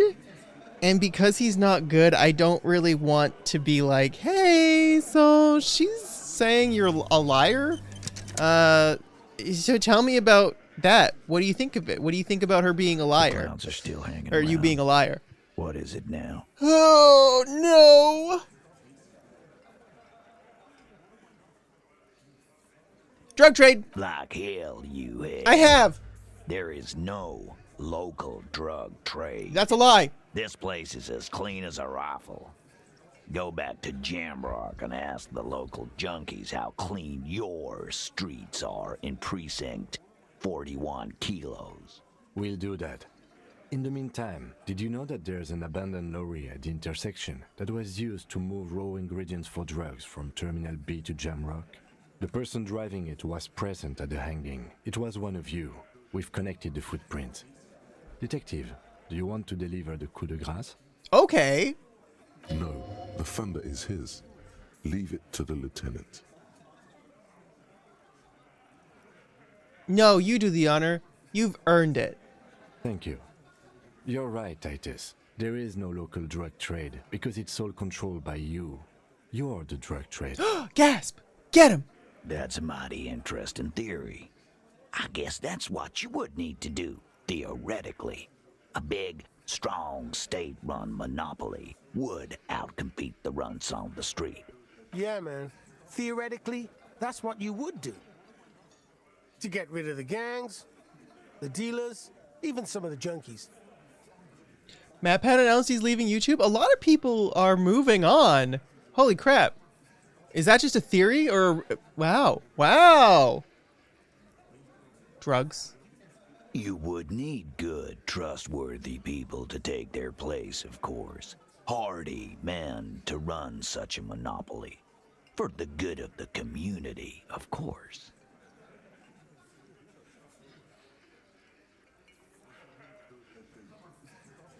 Good idea. People are always gonna do drugs. At least that way you have some control over it. Thank you. Theoretically, of course. Of course. Thank you. Theoretically. Theoretically. That is how that is spelled. He seems genuinely surprised at your response. In a good way. Titus, I'm amazed. Where is the same professionalism when it comes to other topics? You're doing great. I hardly have to interfere at all. PewDiePie's just vibing. Yeah, PewDiePie's just vibing, having a baby, being muscular, talking on podcasts, doing good. Yeah, pursuing careers in related businesses. I don't know, Lizzie. I guess theoretical things don't make me emotional.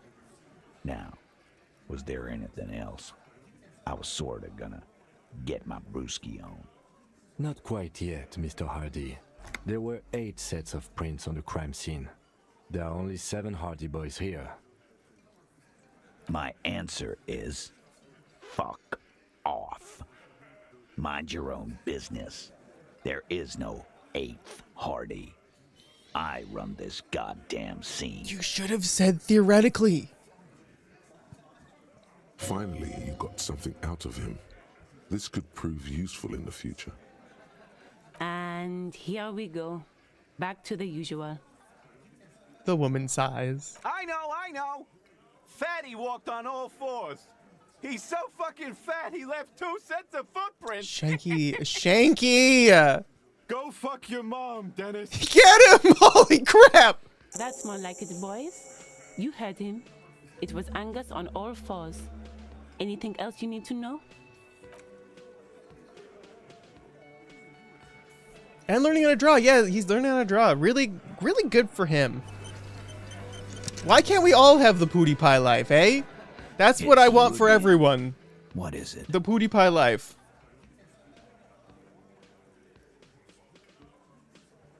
Well, here we go.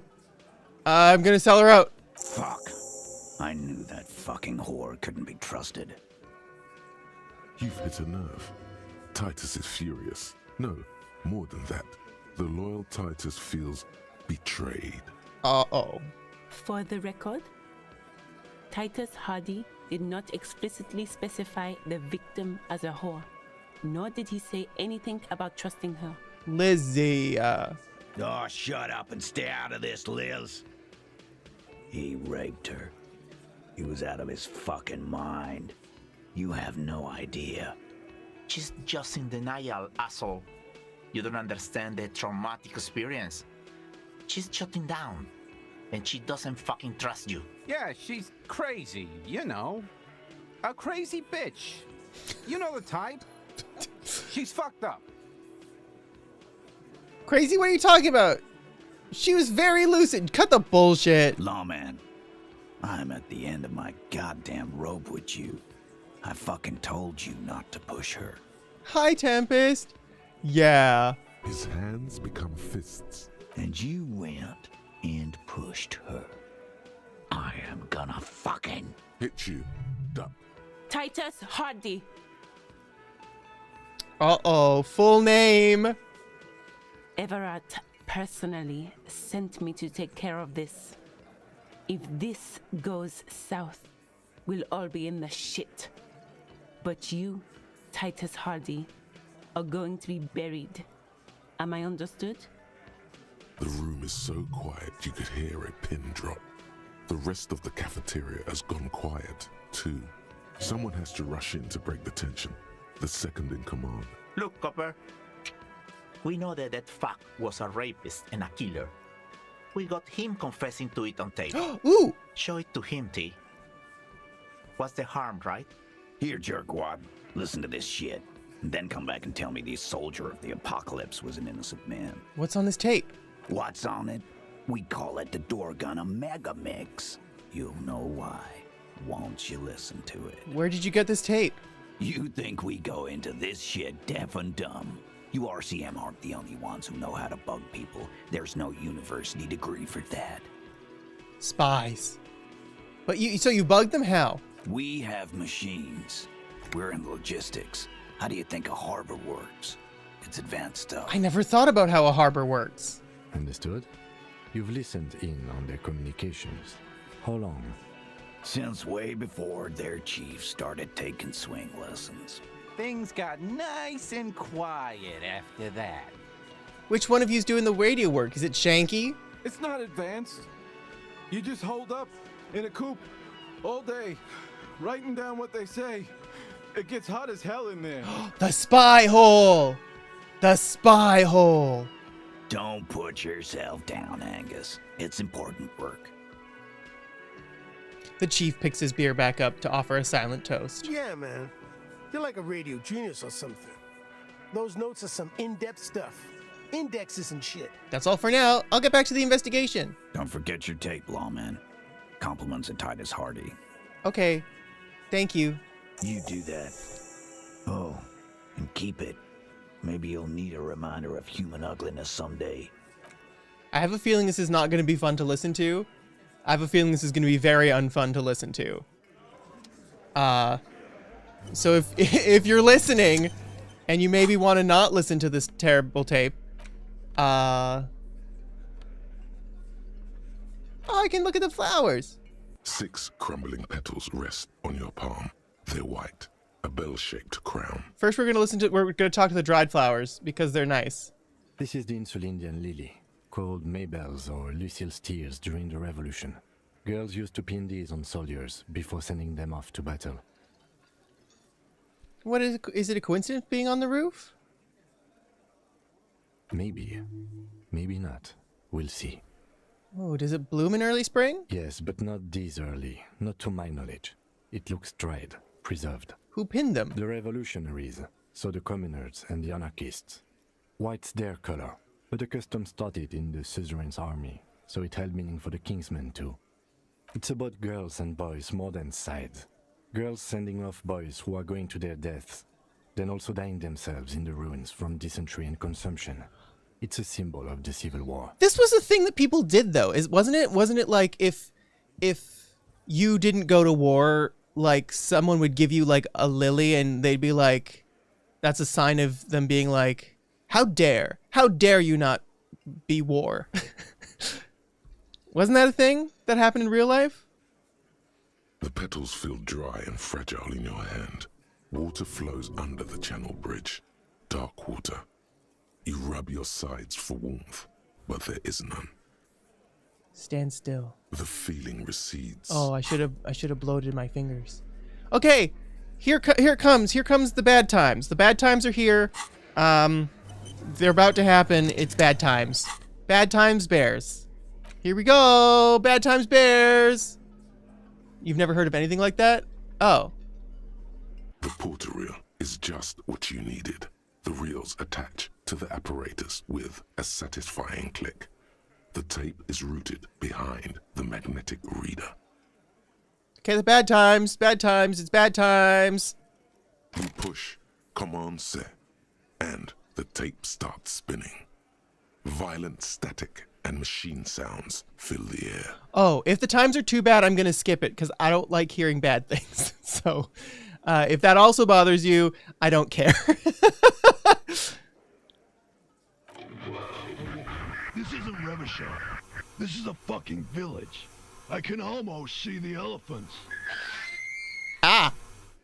The harbor. That's the son of a Kvalson crane. When this shit is done, I'm gonna tear that place up. Soldier of the apocalypse style. Kill shit. Dogs and chickens too. Gonna run a room, Cordy. A real nice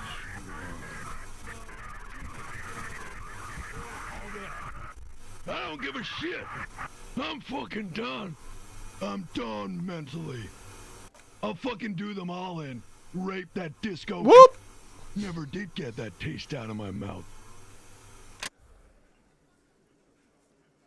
The lieutenant presses the button marked Arrête on your porter reel.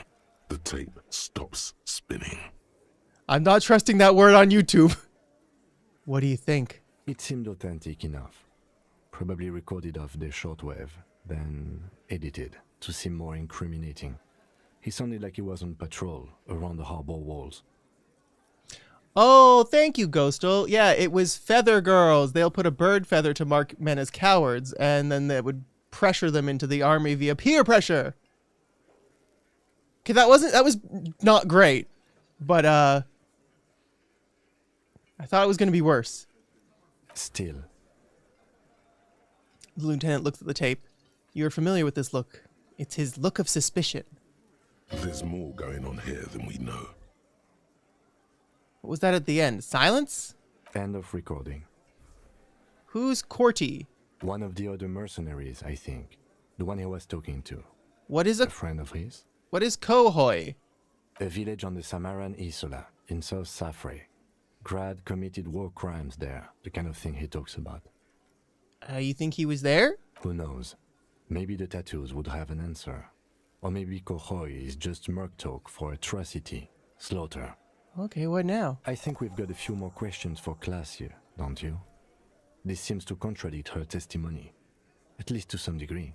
As you take out the tape, the boombox tunes itself back to the cheery radio again, spewing out beats like it's a Friday night. The contrast feels chilly, inappropriate even. Okay. That was a lot, but not as much as I thought it was going to be. Okay, good.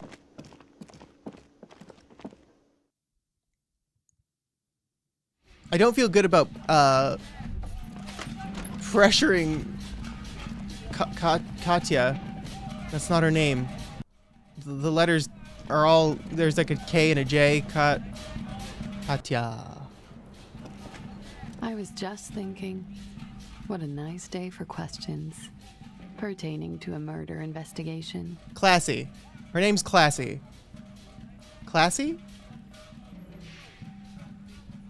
Titus Hardy gave us a recording where he, where the deceased states his intentions. She puts her coffee cup down with a soft ring as the porcelain meets the metal table. This does not surprise her. Did he? I never said he was a good man, or that he had good intentions. Only that he was never bad to me. This is actually an incorrect statement. I don't think that he specifically said her, but I Where did they get this recording exactly? It's intercepted radio chatter of the deceased, recorded via a de-encryption station. It's authentic enough. That's the weirdest name I've ever heard say someone's name. Classy? It's classy, though. When you look at it, classy. Classy. Does he say he's gonna do it Soldier of the Apocalypse style? Those are the exact words he used. Yeah. That was practically his pickup line. A memory surfaces in her tired neocortex. It's not entirely unpleasant. Did he say whores a lot? Was he pretty much on the verge of doing it Kohoi style? Yeah, Kohoi was mentioned. He wasn't actually there. He didn't do a tour, or at least didn't tell me he did. Would have been overkill anyway. He lived his own little Kohoi. It wasn't his everything. Why say things like that? Machismo? Yes, was he bragging? Oh no, I'm pretty sure he did all those things. Then integrated them into his idea of normalcy. To keep on living. Until they just sort of turn into his, what's the word I'm looking for? Persona! Running joke. Oh. I was gonna say running joke. And it sounds like you didn't even get the good bits. Lely's punchlines got way, way funkier than that. Lely! He was like the Seminese conflict, the Kohoi massacre, and the 36 famine in Yezud all rolled into one person, then cast in Orani ceramic armor, which he wore in bed and in the shower. Gross! When he said he was done, and done mentally, it didn't sound like a joke. Sounded like a deeply troubled man. He said he was mentally done, and that sounded like a broken man to me. Well, maybe I pieced him back together with my magical personality. Oh my god, you're so quirky. Oh my god.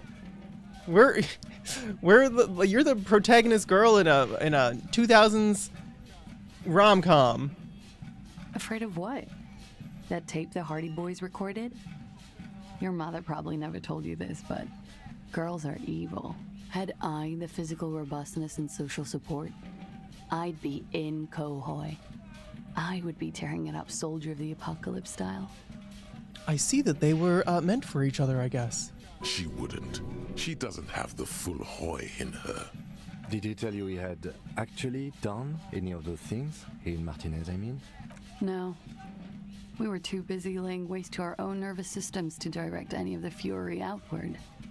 He seemed happy, I guess. At ease. As much as a man like him could be. There is a small measure of pride in her, that she could quell the rage in such a being. Thank you for clearing that up, miss. Whenever you're ready. I'm interested to hear what Titus Hardy has to say now.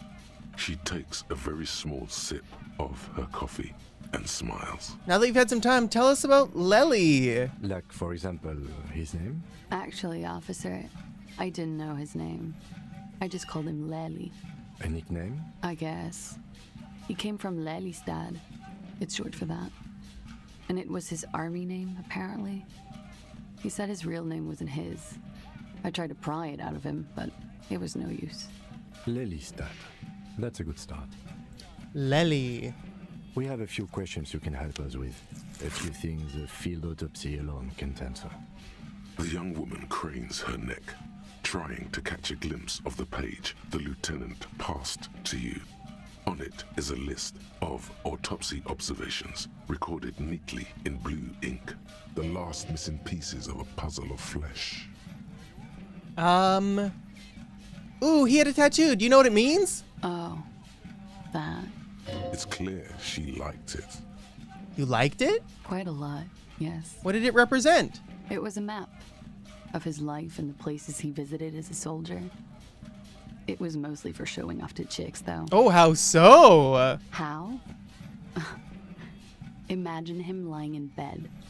Freakish musculature laid out on the sheets. Scarred, of course. Tattooed. The sheets are dirty for some reason. 'Cause he doesn't wash his butthole. He's smoking and drinking, of course. And his chest and shoulders and arms are studded with stars.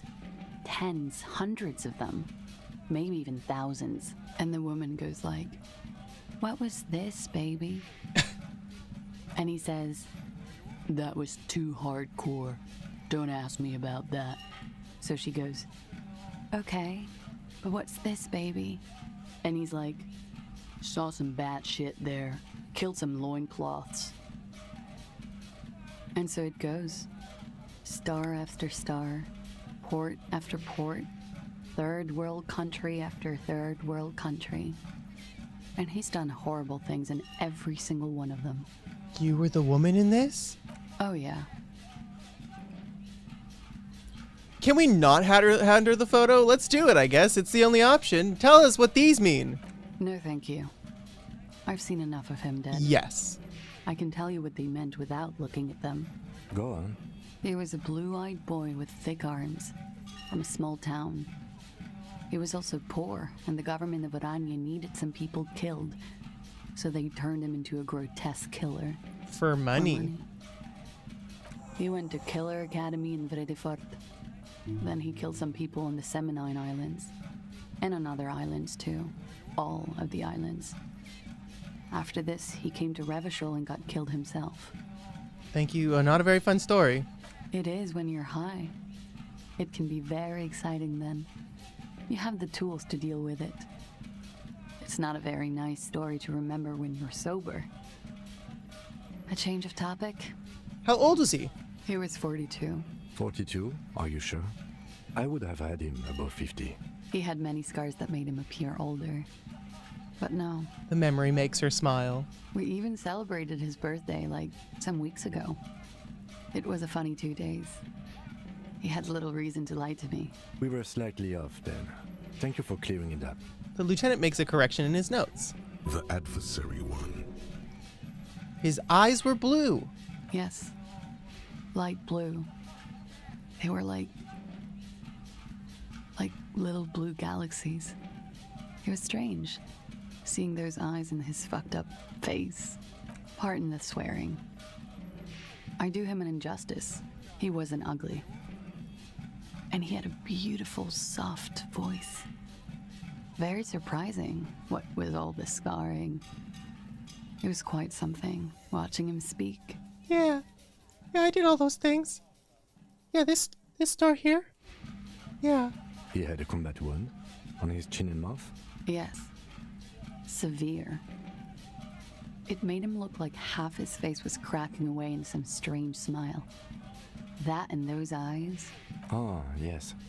His hair, if you can remember? I pet his hair.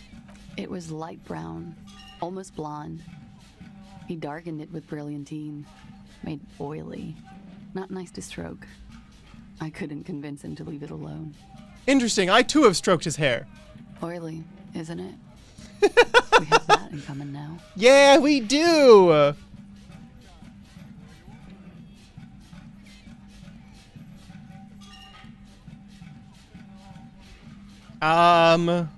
All of these things are a little bit weird. Could it be that love did him in? Could it be that love? Tell me something odd. Did he enjoy his death? How, something miraculous is coming. He told me. We requested some semen screening.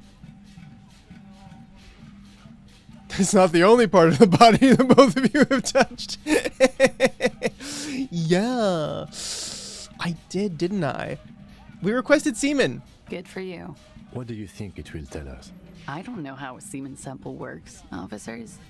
How many days after intercourse does it have to be? I don't even know if he had sex with someone else. We didn't go steady. Is she avoiding anything? Technically not. Technically not. Come on, man. Listen. You can't trust them. It's just you and me. Where is Lelystad? In Oranje, officer. It's, I think municipality is the term. A nowhere town there. You were almost right, officer. That means his race was occidental, not mondial. I'll update the form.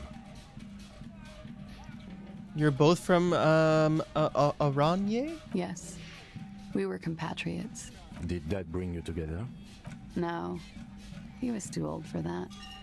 And from another part of Oranje. I didn't even understand his accent. What brought us together wasn't Oranje. It was bad habits. Sex. Alcohol. Karaoke. Speed. Probably also sildenafil. That, I believe, is a boner pill. I think. I worked at a pharmacy and we sold them, so the Enophils make me believe it was a boner pill.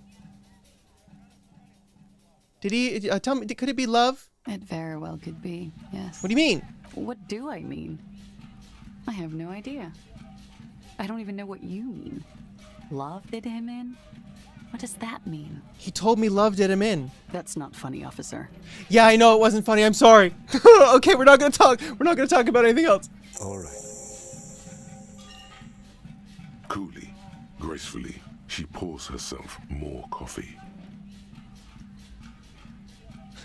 I thought it was funny. I got... Yeah, right? I thought it was funny too, but she didn't like it. Let's talk about your assault. Not my favorite topic, but okay. Are you sure? I hate this. I'm 89% sure. I got it. Good enough. What does that mean? You know how it is. Do you? Actually, I don't. How is it then? Maybe you don't know. There are numerous cigarette burns on those silvery scales. Easy to see now that you're closer. In conclusion, officer, I'm gonna go with a mild to medium, not raped here. No one deserves. No one deserves. I'm sure there's one person in the world who does. I mean, there are so many people. But let me make this clear. Thank How you. about we, change the subject to something more light. Okay. Okay. My heart hurts. My heart's not over here. My heart hurts. Oh. Rough.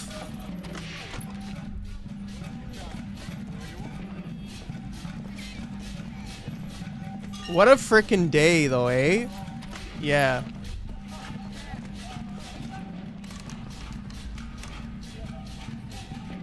Let's see if we're gonna hurt our brain.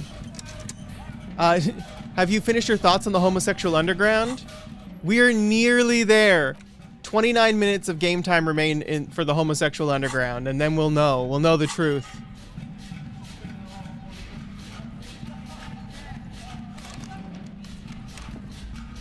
A mirror hangs on the bathroom wall. In it, I really just want to turn off. Turn it off. I want to turn it off. a mirror hangs on the bathroom wall. In it, the chain cutters slip out of your hands as you attempt to twist the faucet into place. Well, you know one thing for sure. That's fine. We only hurt our brain one.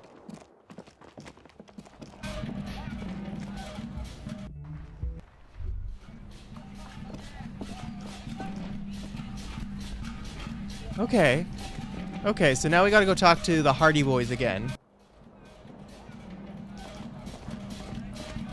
Time for Raphael What's-His-Face to hurt his own brain. Yeah, by failing a menial task. Actually, I don't know how menial it is. It's probably pretty tough to fix a sink. It's you again. What is it? Boom ba boom ba boom ba doom ba doom boom boom boom boom ba doom boom boom boom boom boom. So I talked to Classia about the tape. And she stands by what she said. That fucking fucker. You're the worst cops in Revachol. I gave you gold on that tape.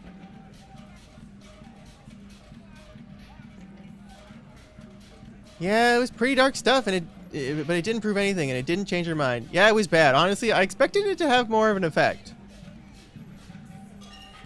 No shit, it was bad.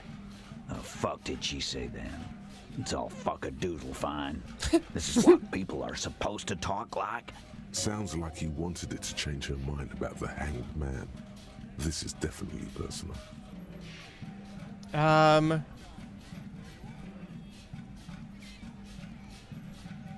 Like, if anything, she seemed a little turned on by the whole door gunning thing. Titus, she said she would like to be a little door gunner herself if she could. Yes. In fact, I think she thought it was a little funny. Funny? No good goddamn psycho whore. Alright. I'll fucking write it then. I guess it's good then. fucking. Please try to control yourself in the presence of visitors, Titus. Her voice is a bit softer than earlier. This is just perfect. Just fucking perfect. Any thoughts on this, lawman? Titus rubs his chin with his palm as if trying to grind it smooth. Women are crazy. Irrational. That's what you're thinking, right? Also, your fists are itching for a bump. I think this is personal for you. I think you had feelings. Yeah, they're all queers. Can't bump, hard fist, or anything. That wasn't what you said. It's all right, Glenn. I just thought I thought anyone would come around if they heard that shit. Apparently, I was wrong. Yeah, that was fucked up. He smiles sympathetically. You wanted her to see the man for what he was. Now that you know, you might want to lay off this topic, or else you might antagonize him.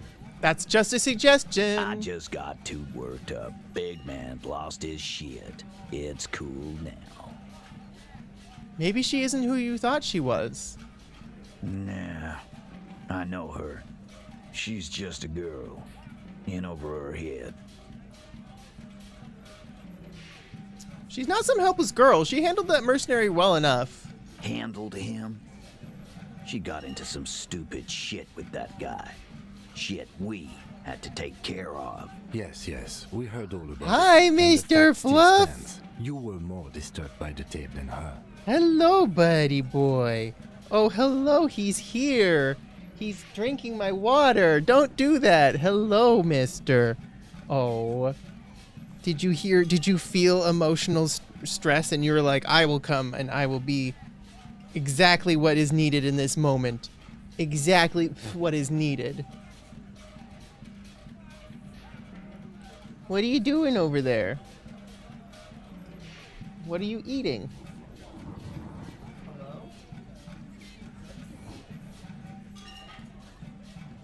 He ate something.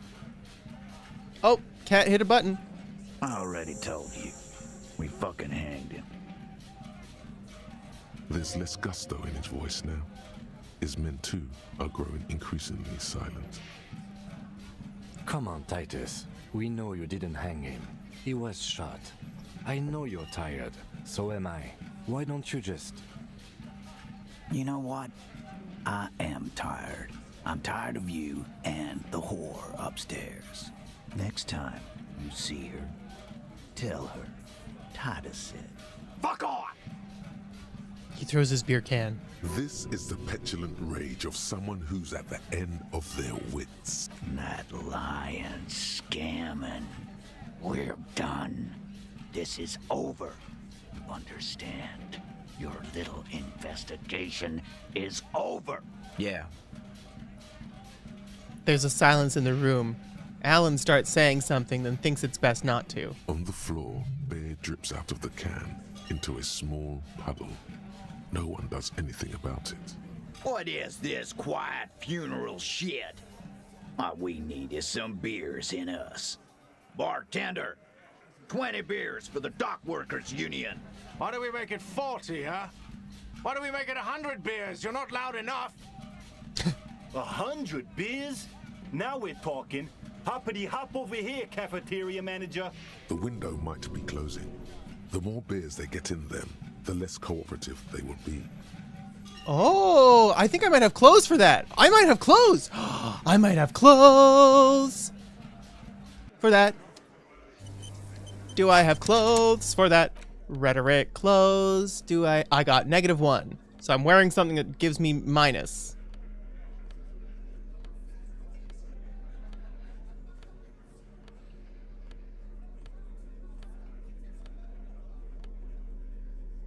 What is taking it away? My hat. Perfect.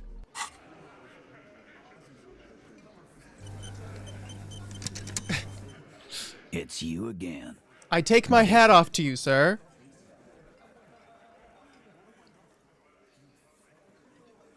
I think you're being manipulated!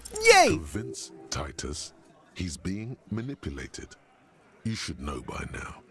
Titus Hardy will never falter. Yeah, but I passed. I passed. One of his boys will.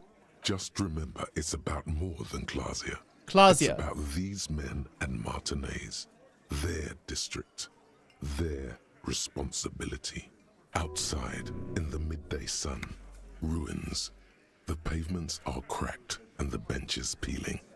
Newspapers blow in the wind. Thank you for that, Shivers. Huh? The lieutenant raises up his brow. He'll get it. Go on. Write it down, Kim. In Martinez, they just kill you because they don't like you. Got it. Kill you because they don't like you. All because... of some chick. Bring that up one more time, and you won't get to write that report.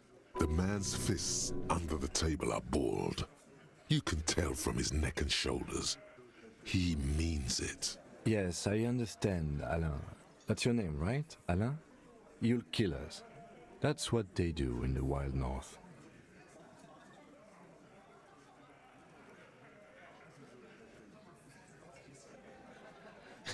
They just hang you, shoot you, whatever. They can't even remember. No, they don't care. They hang you, shoot you, light you on fire. They don't care. We didn't light him on fire. He's trying to get up. That's it. That's the weak one. You flushed him out. Officer, you will be next if you don't shut up. The old man reaches for his belt, but his voice is strangely calm. Ooh, daddy voice. He's onto you. He knows what you're trying to do. Steel yourself. Push on. Just ignore Theo. Yeah, okay, we'll volition. Wait, look at Kim first. The lieutenant has put down his notebook. His hand is resting on his holster. What? What does that mean? Or what? You're gonna kill me like you killed him for no frickin' reason? We didn't kill him. We didn't even hang him. He was dead when... Shut up, Angus. Oh, he was dead before you hanged him. Fatty! The little guy. Say one more thing to the cops and I'll... Dennis, stand down, or I'll beat your head in. Drama! Theo, take your hand off the belt. This isn't 31. I've got this under control. The girls are fighting. Angie, where's your goddamn inhaler? You sound like you're dying. I left it home. I can't get it. I'm too fucked. I'm sorry. Oh, he needs his inhaler. Why are you so fucking fat, Angus? Now it's all pointless. Because of you. You wasted my time. I told you, Titus. I told you just give her up. Lizzie, your help is no longer needed here. Go tell Everard. Fine. I'll tell him. After a long walk along the coast. Ooh, everyone is mad. What just happened between these two? You're in. He's all yours. Questions. Kim, we did it. I really want to talk to Kim, but I don't want to... I'm sorry I made you guys fight. Me too. So who killed the merc? Any leads? Not yet. Just some ideas. She says the shot came from outside, behind the window somewhere. So that's a clue. Ooh, what are you thinking? I'm thinking someone's past caught up with them. Either hers or his. Hers, you mean? She's got one of those checkered pasts. The shot could have missed. Could have been meant for her. Ooh, I like no. that. Been thinking the same thing myself. And you had ideas about his past, too. I do. One of those mercenary buddies of his could have done it. They got guns, training, years of bad blood, probably. Or it could have been someone else from Crenell. He pauses to think. Tell you what I'd do. Check out the coast for vantage points. Maybe consult with a ballistics buddy of mine. That's what I'd do. If I wasn't too busy doing this clown dance with you. He's calm now. Threw all that turmoil away and became himself again. whose idea was it to hang him anyways? Hers? In a manner of speaking. Wait, what do you mean? We had help from another girl. It was her idea to hang him, and I liked it for political reasons. It sent a good message. It's her, isn't it? The drug trafficker, the missing 8th Hardy. Fella, you think too much. He's off all right. You're gonna hurt your head. I hurt my head enough trying to fix his sink. A little too far there, but you're definitely right. That woman is just affiliated with the Hardy Boys. You don't know her anyway. You know, it's okay for there to be Hardy girl too, Titus. We're Hardy Boys, and that's it. Sure, but can you tell me anything about this affiliate? Name, current location? Does she have my gun? Nope. You're not getting to her. It's Classia you want to talk to. Kim, we did it. The lieutenant gives a smile only you can see. Wait. Oh, my homosexuality is done. Ooh, homosexuality is done. I can't wait for us all to try. So you didn't kill him. He was already dead. He nods. You hanged the corpse to cover up the real cause of death. The bullet in his head. Another nod. 'Cause the girls asked us to. They were in some shit. Did she kill him? Cop, I have no idea. The girl says He doesn't think she did. Or at least he hopes she didn't. What happened on Sunday night? Classia came down. She seemed really out of it. Drugged up, even more than usual. Bug-eyed and gurning, you know? It's gooning, Not in a but... fun way. Oh, okay. It looked like she'd redosed after something went down. I've seen that look before. She was scared. I knew someone had died. How did you know? I've done this job for 10 years. I've seen it before. It's the politician in the motel room with the dead hooker scenario. Only in reverse.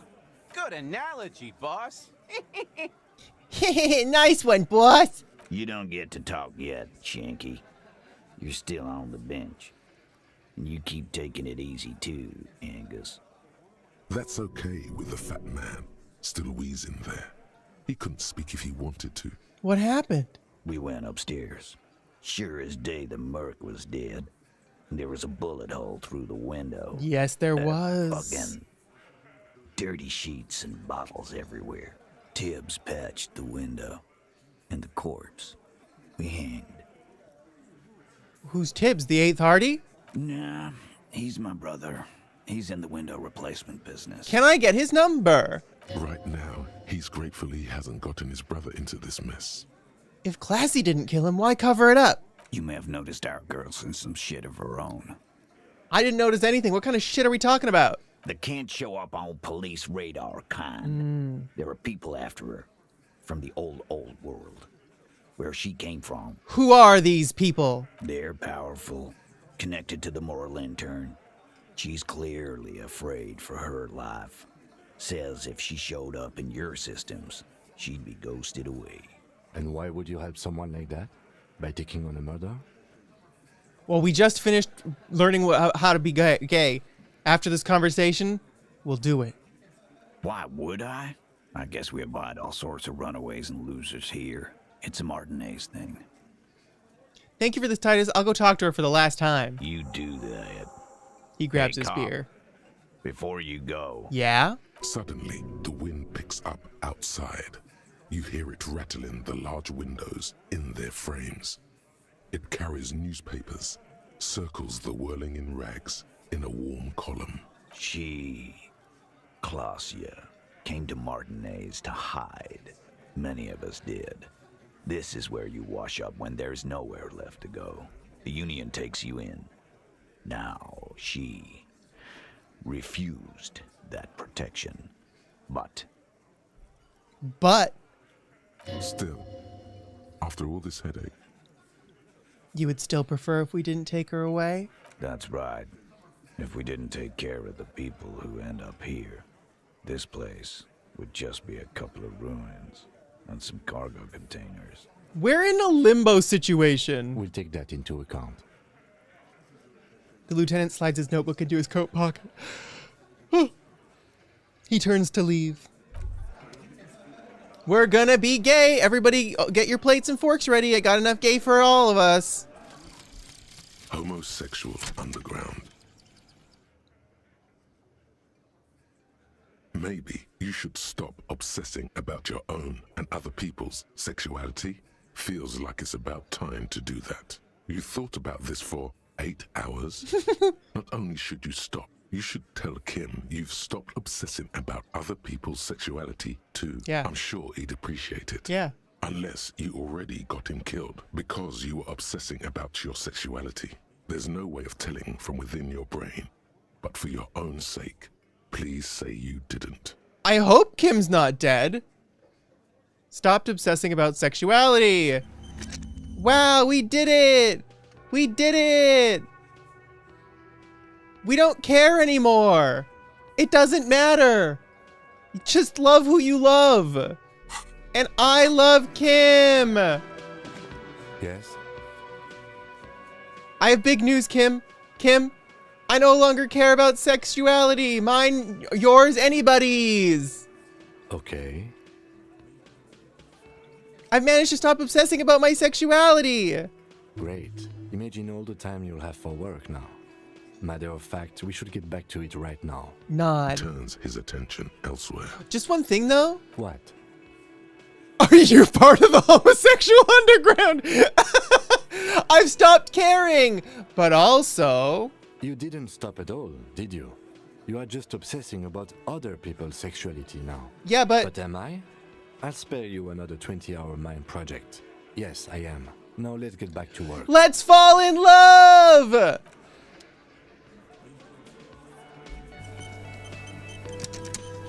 Yes? What about me? I love you! Oh. That really didn't go like I planned. How many times has that happened to you? Hey, are you gay? I'm gay, let's be in love! No, thank you. Okay. This is the only way you find out Kim is gay? Unless you have impeccable gaydar. Or someone told you before. That's cute, though. That's cute. Let's be loving. I'm gonna fall in love with Kim. I actually shouldn't leave. I have to go talk to Classia. Oh, hi, Super Potato.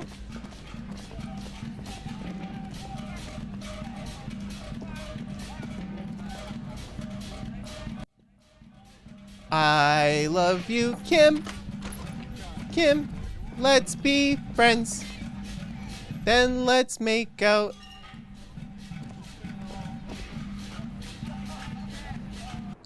Yes, I've heard, Super Potato. Moving on. It's exciting for Matt Pat, I think. I haven't seen the video yet. I only heard that he's moving on, which I think is cool. It's only gay if the balls touch. That's why you keep your socks on. It's always good to see you. Wait, is it cool that he's moving on? I didn't actually know. Something in her demeanor has changed. She's tired, consigned to her fate, to being here with you and what's to come. Well, that's awesome for him, Super Potato. I love that. What kind of socks are you wearing? The tall ones that, like, have the stripes at the top? I understand. She puts her coffee mug on the table. Chill, I'm the cool cop, remember? I'm sorry for wasting your time. I should have known that you'd find out. Why did you waste our time then? Because of the Hardys. I couldn't just dispense with them. They were only trying to help me out of the shit I'd gotten into.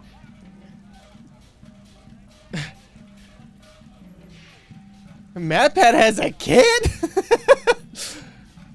Yeah, a lot of people have kids. I mean, I have 2. I don't have 2. That was a lie. I'm sorry. I just thought it'd be funny if I said I had kids. You're my kids! I'm old enough to be some of yours dads. That's not a good enough reason. I'm satisfied. I am not. There is more here, miss. Okay. You're right. There's more. There's more? You answer to the coalition government, and by extension, the moral intern. Briefly glancing over her shoulder to the sea, as she's done time and time again.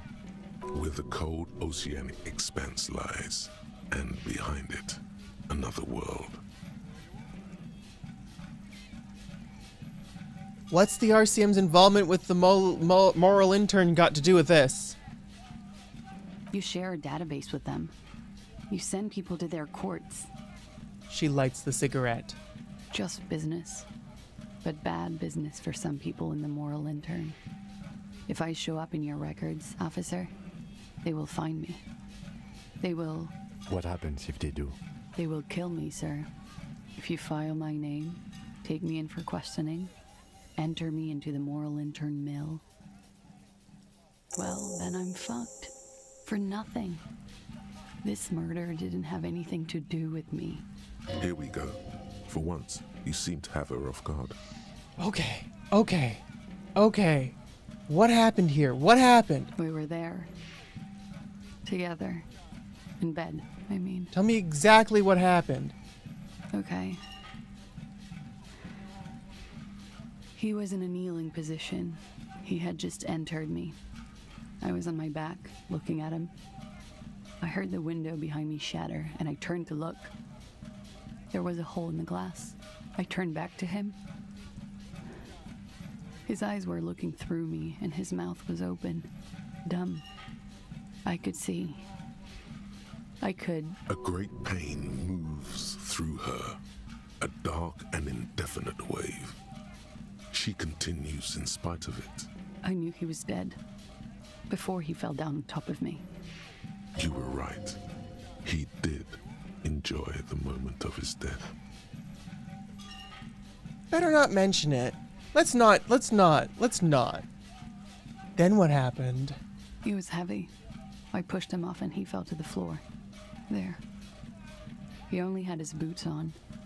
I bit the pillow, not to scream, then ran downstairs. There's a long pause. She just stands there, her arms at her sides. I waited for the second shot to come. For me. I thought there would be one. It never came.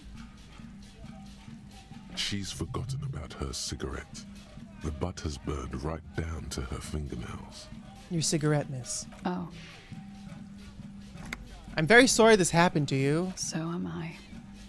She immediately proceeds to light another one. What time was this? When did it happen?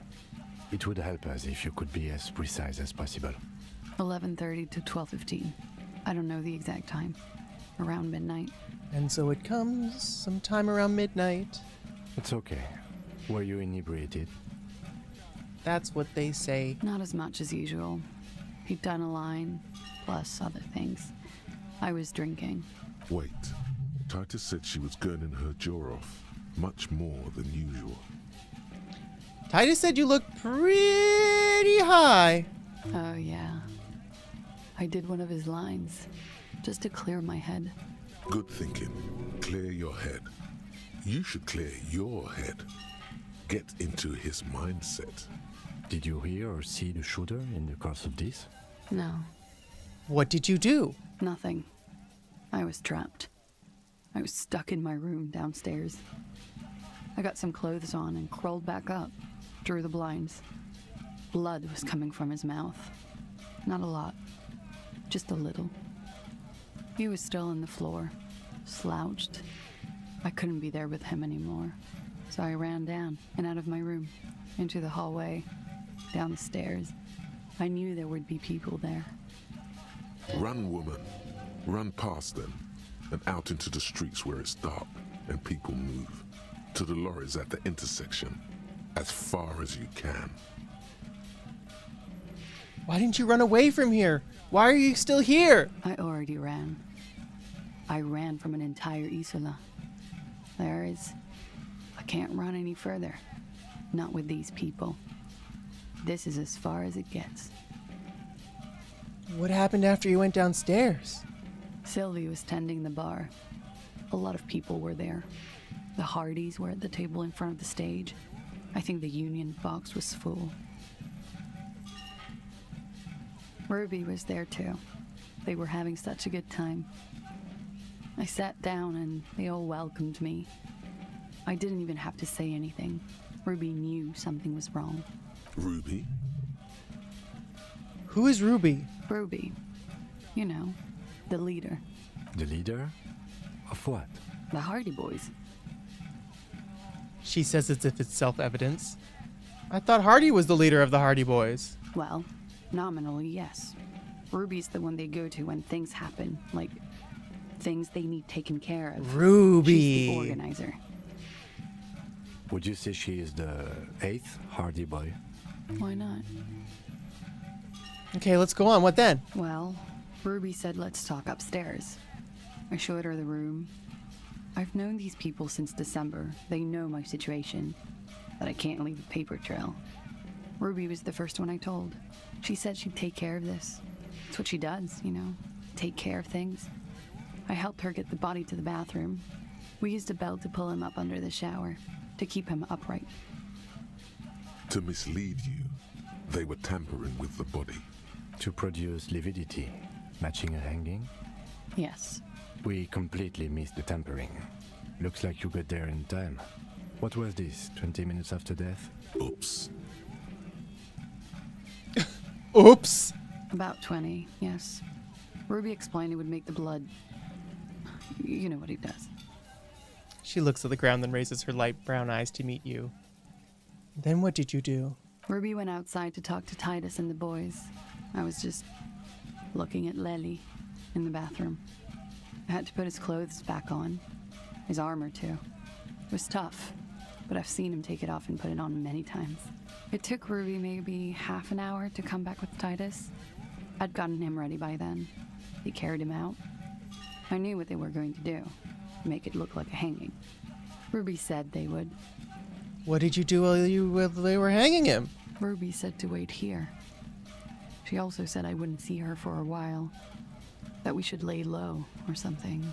So I did. Where is Ruby now? I don't know. Oh. I haven't seen her since. Okay. We will need to take this question to the Hardy Boys. What did you do to have these people after you? It's not nice, but it's not illegal. Not here in Revachol, or even in Oranje. What exactly did you do? Industrial espionage. Spy! I joined a business collective with the intention of betraying them. Spy! I did my job well enough to be asked to do it again. With a bigger company. The kind you really, really don't fuck with. I took their ledgers, 2 decades worth of accounting. I need the names of the companies involved and who hired you. The job was Lewes County Savings Bank. They sound small, but they're part of the Lewes conglomerate. That was the second job. The first was some printer company. You wouldn't know them. But she really destroyed them. She still feels it. Yeah, take down big corporations. As to who hired me for the job, I don't know. But they're after me too. Along with Lewskop and their friends in the MI. Once you're done in the competitive intelligence circuit, you don't have allies. You're radioactive.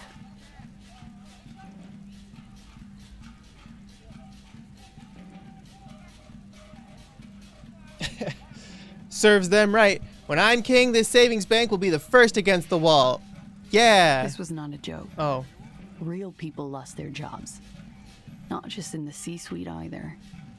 Good people. What I did to get to accounting. A lot of people got hurt. But that's just more of my shit you shouldn't have to deal with.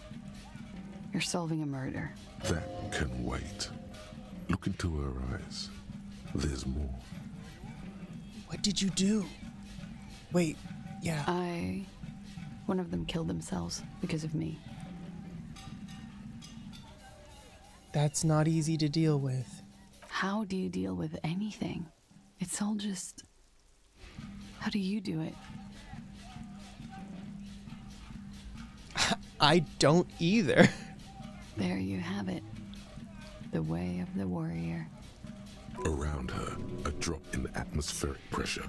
Not long from now, it will get dark, and the air will start moving faster, circling the box she stands on. She's already in prison here for what happened, and she's prepared to never leave, even after his death.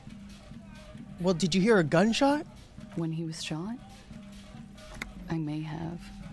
I don't know. I couldn't hear anything over the glass exploding. The gunshot wasn't that loud. This is something to keep in mind when assessing the distance of the shot. When was the window changed? Last week. Angus and Titus's brother, I think he's called Tibbs. Angus and Titus are brothers? You should have another look at that window after this. Reconstruct the scene. It's right there.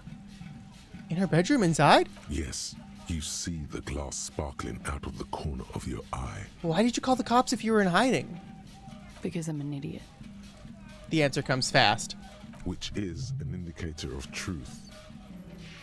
I don't think so. Why did you do it? You have to understand, the people around here, no one was making the call, and he kept rotting.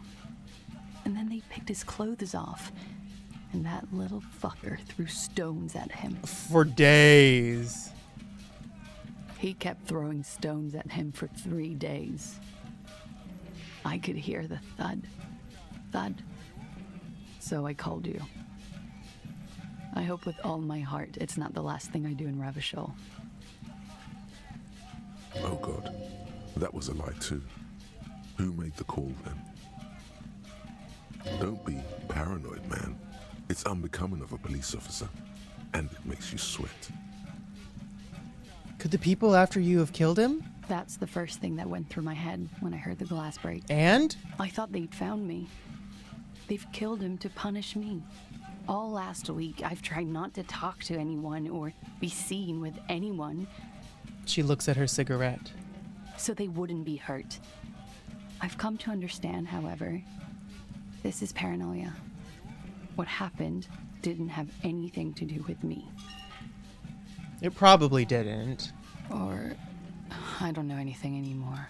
All I do is wait here. She looks at the table. We can't go after Loose Cap. Not yet. There are other, saner leads. I don't ask you to, Lieutenant. If there's one thing I know, it's that you'll get nothing from there. I think we're done for now. She nods, silently. She doesn't even smoke. Just picks up the cold coffee and holds it in her hands. He's thinking, are we done here? Or should we arrest her? She's a flight risk and she lied to you. She should be taken into custody.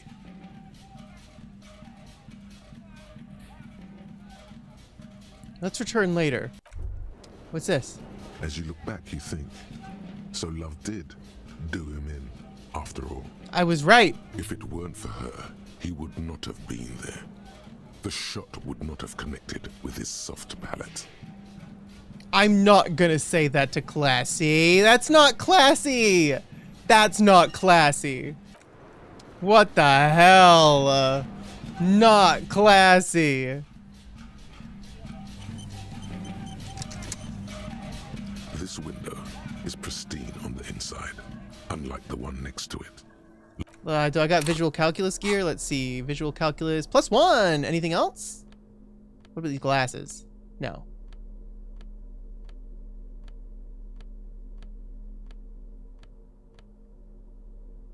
What gloves am I wearing?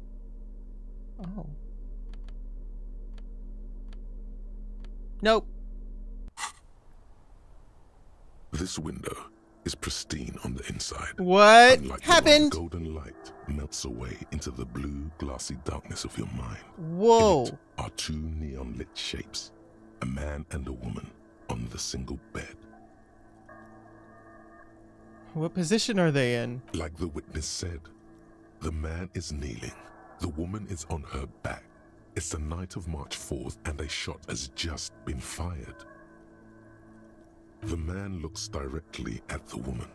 The shot's possible directions converge in his mouth. A ray cast from somewhere outside, entering his brain, ending him. Where's it come from? Outside, location A prime. The glass fractures around the bullet hole. Shards face inwards like a corona behind the woman's back. Inspect the ghostly figures. The man does not know the bullet has entered his brain. He never will. Death comes faster than the realization. I agree, Catherine. Visual calculus is very cool. I think that it would be fun to have a run where you put a lot of points into things, like visual calculus. Let's have a look at point A, the roof. The ray cast from the man's mouth unravels into a fan of possible directions, all on the roof at first. The shot could have come from any of them. This is composite location A prime, most likely of the origin points. Shouldn't there be gun residue outside? There could have been. Then the rain and slush and wind washed it away. You're right. This was more than a week ago. So I'm, what, 80% sure the roof is where the shot was made? 72%. Okay. With an antique weapon that fires military-grade ammunition. A Belmagrave rifle, for example. This is a good short distance, but not too short. The perpetrator aimed with their back against the railing, or possibly kneeling for precision. This would explain why it only took them one shot. I sold a Belmagrave rifle, for example. The lights were on in here. Outside it was dark. It was like shooting fish in an aquarium. A well-lit aquarium. The victim opened his mouth to let the bullet in. Neither of them would have seen anything outside, in the darkness. Too busy with their own bodies. Could the shot come from inside the room at a closer point? Point X would contradict the woman's testimony, rendering the entire proposition void. These figures would be wiped out, Detective. Are there any arguments against A prime the roof? None that you've found thus far, but that doesn't mean there aren't any. Could there have been a point further away from the origin? That's a 28%, yes. In this model, the shot could have come from a greater distance. Nothing excludes the possibility. Should we extrapolate to include every possible point of origin in Martinez? Yeah, let's extrapolate. According to your map of the district, this shot could have come from a wide angle of locations, starting with the northern edge of the abandoned boardwalk, ending with an islet in the bay. Let's call them B prime. More precisely? B prime for boardwalk, B double prime for Land's End, and B triple prime for the islet, Detective. There may be smaller points in between, but those are too fine to zoom in on. Let's look at the boardwalk. 700 meters away. The likeliest of these B positions, 20% chance. A skilled sniper could have made the shot, provided he had a safe sniper's nest. Even with the light on inside, we're talking military training. At that distance, the perpetrator would have had to take wind direction into account. Land's End. 1.2 kilometers away. The least likely of these positions. Let's say 3%. Okay. A truly skilled sniper could have done it. Possibly from a tent. No, too far-fetched. What about point B, the islet? 1 kilometer away. A point beyond the docks, on an islet in the bay. The fort is ruined, but the perpetrator may have found a stable spot on the beaches surrounding it, where the concrete crumbles into the sea, as you saw in the coin-operated viewer. Ooh. The shot would have been a small miracle, 5% likelihood. There is an extremely narrow field of view from the bay to the window, between Rue de Saint-Ghislain 10 and 33A. The angle would have been extreme, and access to the islets is questionable. Keem, do you think the shot could have come from farther in than the roof, like in Martinez? From where, precisely? Let's say B prime, the boardwalk, B double prime, Land's End, or B triple prime, the islet. I see you have given this a lot of thought. Are those the locations you've singled out in addition to the roof? And what is the likelihood, in your opinion, that it came from a further distance? It's much, it's okay. Okay, well, we should see if there is gunshot residue or sniper nests if we go down the coast. Rule these spots out one by one. Yeah, okay. It would be the diligent thing to do. Until then, personally, I'm going with the roof version. It fits the hidden path through the whirling. A simple hypothesis. What if the peephole's not a peephole? What if the peephole's a bullet hole? What if the peephole's a bullet hole? Hold on. What if the peephole's a bullet hole?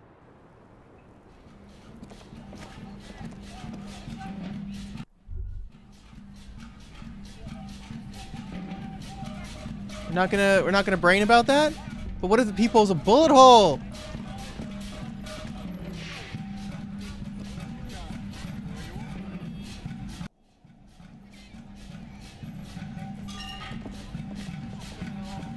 Oh shit! Did you take the... No, you didn't take anything out. Yeah, you're right. That the peephole being a bullet hole doesn't make sense. I need a new tape for this. It's not a good song. It was good and now I don't like it. Can I cross? I'd love to be able to cross.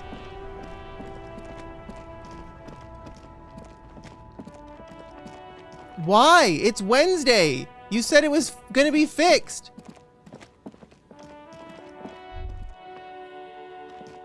Can I cross over this? Oh, I cross over this. The radio hums with electricity.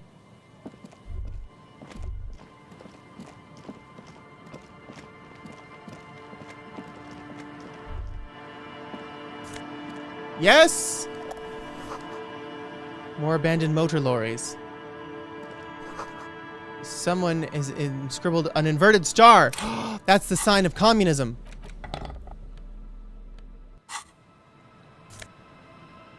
Ooh, empathy glasses! I'm gonna be the king of empathy!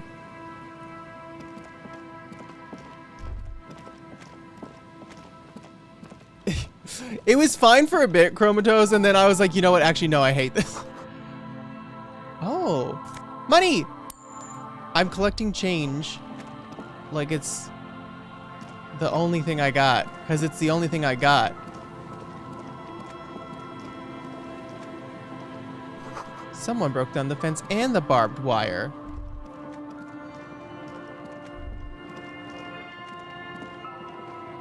What does my body say? The wind corralled by the 4-story buildings around this yard.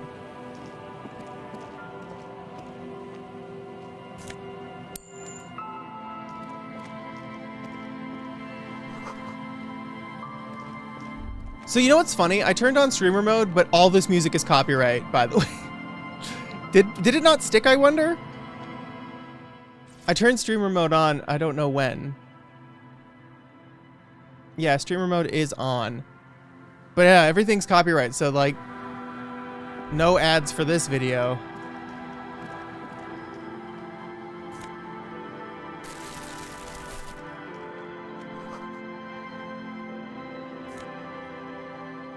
The smallest church! Okay.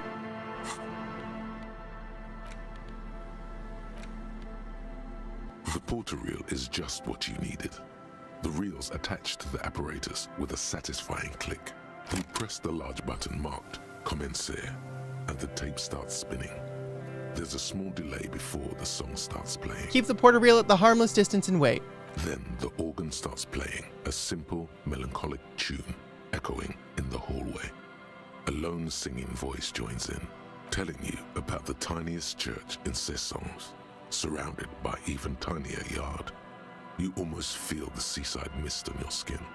It's mega sad. Mega sad. As you know, this is the one. The real shit you've been looking for. This is it! The one you trust your room to.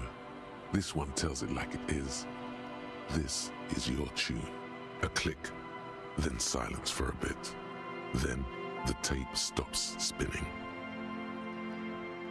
Could I sing this for karaoke? I think I could sing this. Of course you could sing Yeah, this. I could. You could take sad to a whole new level. I hope it doesn't of hurt this. my brain. And you already know the lyrics since you've listened to it like a million times. And the B-side of the tape contains the instrumental version. It's like the world itself is telling you to do it. Only one obstacle stands on your way. What? Gart. Oh. You have to convince Gart to let you sing karaoke in the whirling. After you've won him over, you can express yourself. Let the pain out. Make everyone understand. The lieutenant watches you pack up the boombox. He doesn't say anything. Ooh. Oh, that's why I'm getting good visual calculuses. Birds in the birch tree, barely audible coos from above. Wall, wall, wall, wall. Okay, so literally the only way to go is back.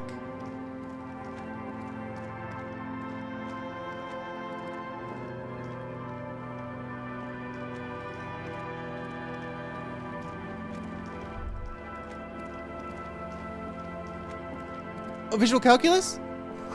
A creaking ahead. A broken axle grinding. The car crash! A boat. There's a boat.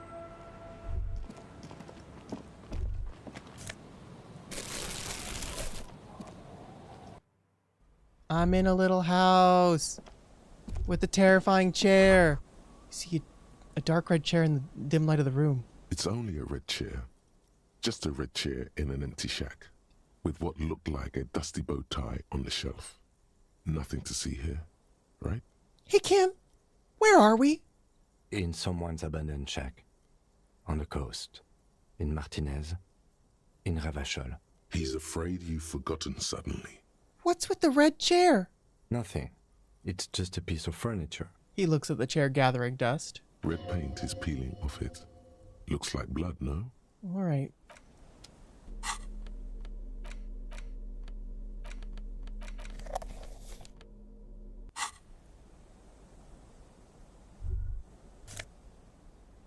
Ooh. Ooh. A cold breeze makes it through the planks, and the walls creak. Yeah, we've crossed the waterlock. Through the broken glass, dusty shelves, and a forgotten chair. That chair is me, man. That chair is me.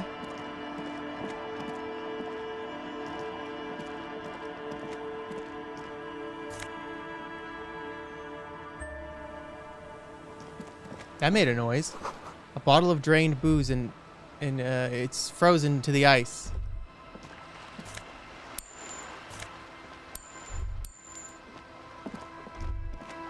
A banged up motor carriage lies half submerged in the icy water, slowly sinking into the Insulindian Ocean. Only the cabin top, rear wheels, and the engine remain visible.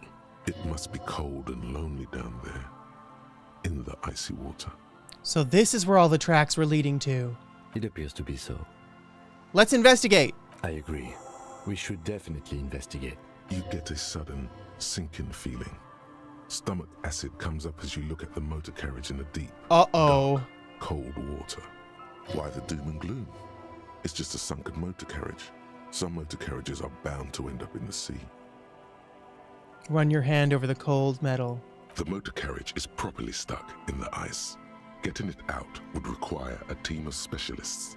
Rust, moss, and sea life have already claimed it for themselves and initiated a slow decomposition process. What's the make of this motor carriage? Can I see the logo?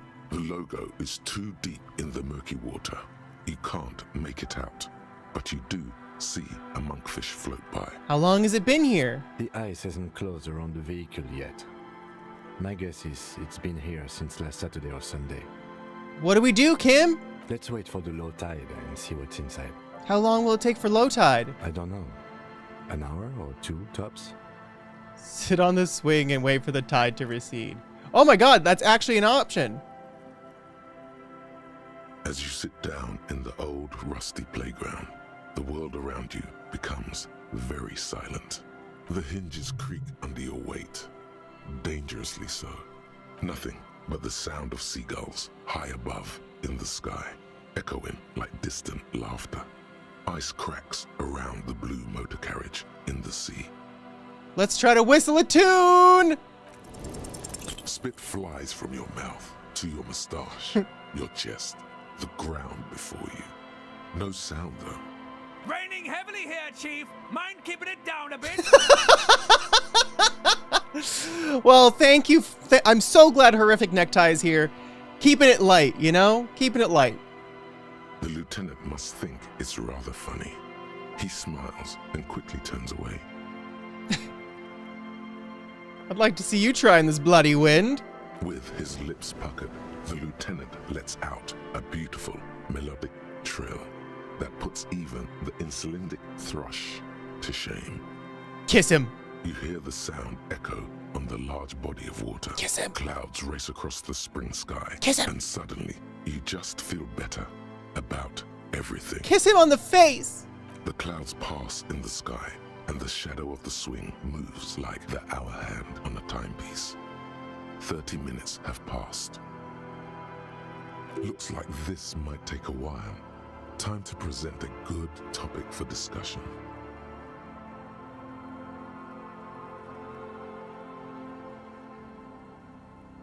What is this implying? Glasses? Glasses?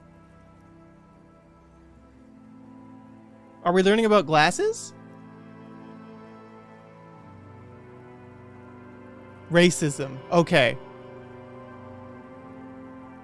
I believe it's Thank you. a pattern set millions of years ago by cosmic forces. But I suppose it could move quicker, yes? Clouds on the horizon grow darker, and the shadow of the swing set keeps climbing. You hear the distant rumble of the city.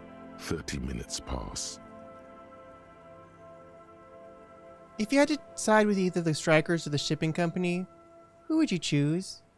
Luckily, I am already a member of an independent organization, and therefore do not have to choose between a rock and a hard place.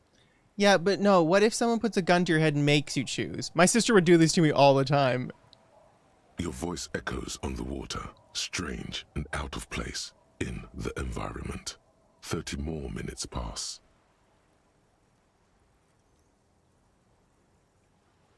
Can you make out a mark now? Detective, I've been able to make out the mark ever since we arrived. I find it odd that you haven't. It's a Coupri, Model 40. His eyes turn to you. It is a simple and rugged machine, favored by working men, government offices, firefighters, animal control people, you know, those kinds of people. Is that a number on the side? Yes, 41. What do you think it stands for? Oh. Oh God, oh no, oh no, oh God. I'm sorry, Harry. I'm so sorry. You called me Harry. 41. Precinct 41. A massive pit opens up in your stomach, and the most terrible feeling comes over you. Oh, I knew it, but I didn't want to know it, you know? You feel like you're about to faint and fall off the swing. Your hands get clammy, and the air tastes sour to breathe. Oh God, Harry. Oh God, Harry. What did you do? It's your car, Harry. You're a drunk driver, Harry. I'm a what? You're a drunk driver, Harry. You destroyed the water lock, Harry. I did what? I'm just Harry. No, just Harry. You're a horrible drunk and everyone hates you. Where's that voice? I need that voice to speak up. No. Just nope. Say no to this, Harry. Oh my God, it's mine. I drove my car into the sea? I'm afraid so, yes. It looks like you started in front of the whirling, jumped over the canal, and then drove your vehicle in the sea right here. Maybe I was in pursuit of someone. Of whom? I don't think so. If anything, you were probably drunk. Oh, there's our Agrid. You were drunk, Harry. Maybe I was in pursuit of someone. No, Harry. You were drunk. Probably. Try definitely. The badge, the gun, and now this? The lieutenant adjusts his glasses and doesn't say anything. My name is actually Raphael Cousteau. Or Raphael Ambrosius Cousteau. There is also a fourth thing you've lost. Oh, a fourth thing? Was it virginity? More precious than the gun, the badge, and the motor carriage combined. Lost forever into the deepest of seas. Well, at least I can see what's in there now.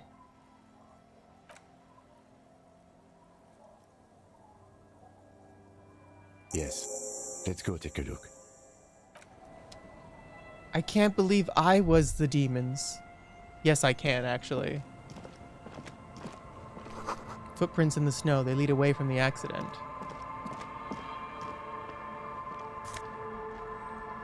Oh, my bun! My badge! And a coat!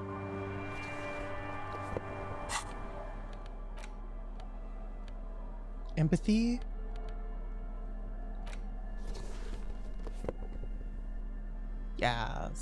looks just like I thought it would. Delicious. Okay. What else have I got? Gas can. Postcard. My badge. A police badge on which you see the photo of a man. You. Some seaweed is stuck to the back. I found my badge! At least something good came out of all this. Study the badge. Encased between two durable plastic sheets is a bluish card with lines of information and a watermark in the shape of the street grid of Revachol West. You see a photo, a name, a rank, a document number, the date of issue, and in the lower right corner, your precinct. Look at the photo. The man keeps winking at you with his green-gray eyes. The photo is old, no doubt about that. Good choice. A newer photo would look different. How old? 8, maybe 10 years. Wow. The guy in the picture is rather good-looking. He's got a nice haircut and is distinctly lacking in massive sideburns. And he's winking? Why? What do you think? His face is already contorted by the expression, although it looks less grotesque on him than it does on you now. It looks better on him because he isn't in as much pain while producing it as you are now. Although there's already a hint of that pain, certainly. Don't be fooled. The bad times have already begun. The bad times are here. The badge in your hand shines as you rotate it, catching light. You see lines of information on it, and a shining watermark. Harrier Dubois. Harrier? That's long for Harry. So you are Harry. Everard was half right. Probably not a lot of people know your full name. Whoever told him you're Harry Dubois didn't. Strange that it doesn't say Raphael Ambrosius Cousteau. Not strange at all. Your name is Harrier Dubois, like it says on your police badge. What kind of name is Harrier? It's a wartime name. Revolutionary. The kind mothers give their sons during troubled times, like Undying or Boxer or Ironhide. Hunter? It's meant to keep you safe. From bullets, hunger, shrapnel, kidnappings, and worse. But I don't want to be Harrier Dubois. But I don't want to. I want to be Ambrosius. Raphael Ambrosius Cousteau.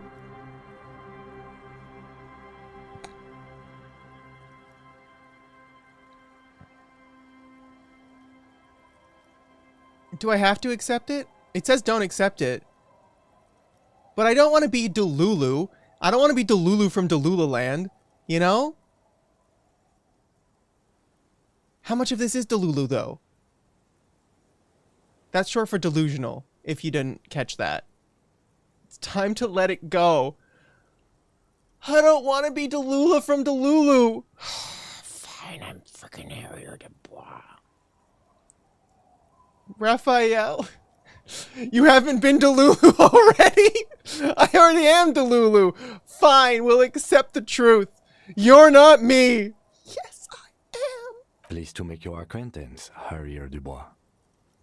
He's not going to call you Harrier.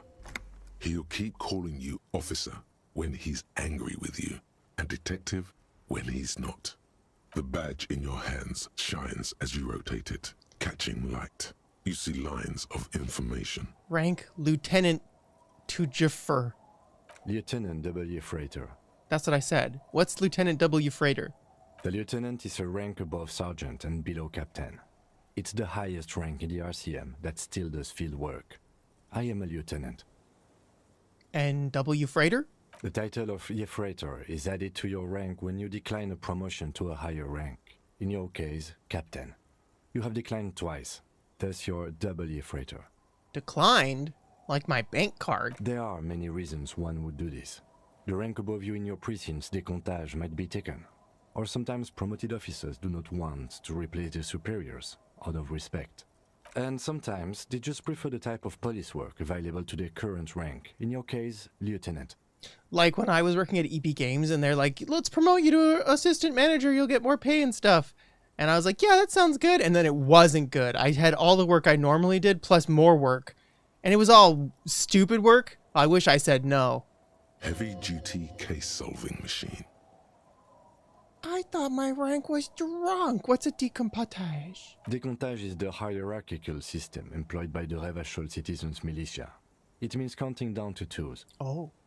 The lowest rank is junior officer, usually teenagers. Then there are the patrol officers, then sergeants, lieutenants, and then a captain.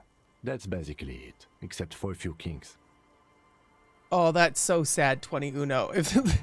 I wish if I could go back in time and be like, can I unpromote myself, please?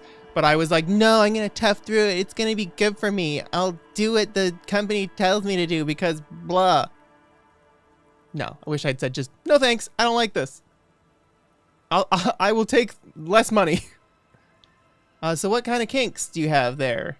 Kim, tell me your kinks. Kinks like satellite officers and the additionally a freighter rank I already explained. Your kinks are satellite officers and additionally your freighters. Got it. The long and short of it is, you're his superior.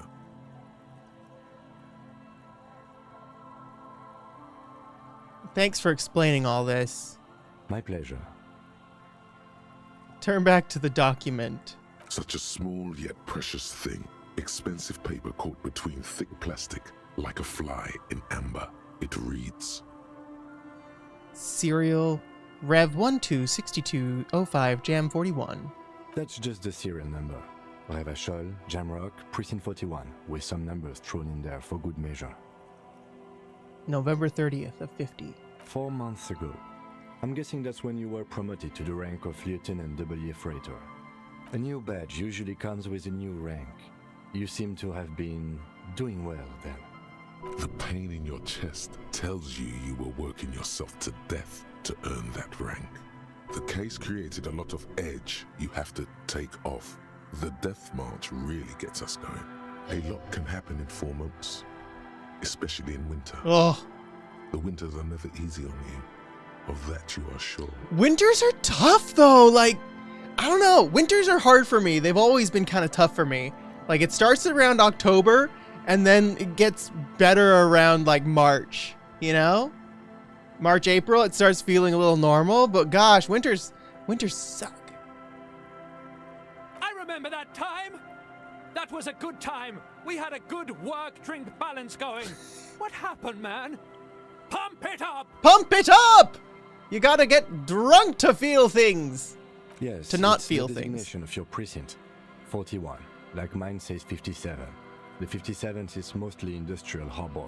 A lot of asphalt. The 41st is... What is the 41st? It's a tough station to work in. You have all of Jamrock to cover. That district should have 3 precincts, but money is what it is. Money.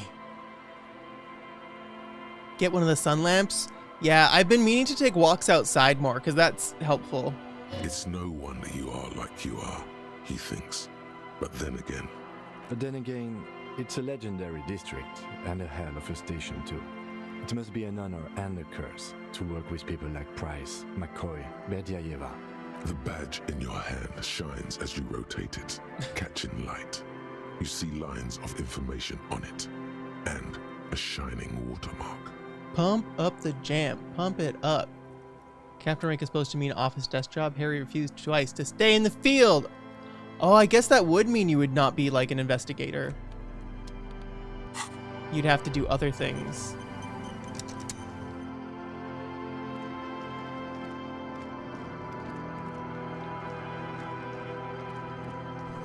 The underside of the boat has been tarred recently. Allez-vous-en. Allez-vous-en. Allez-vous-en. Allez-vous. Pants! Insulary trousers, the kingdom of conscience. The kingdom of conscience! Wait, hold on. I learned that. Can I learn that? No, I didn't learn it.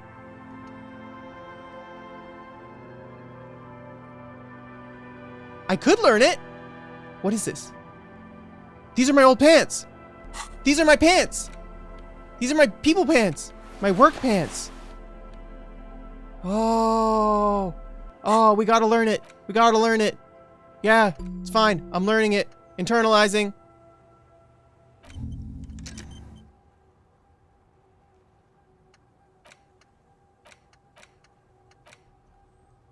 Wow.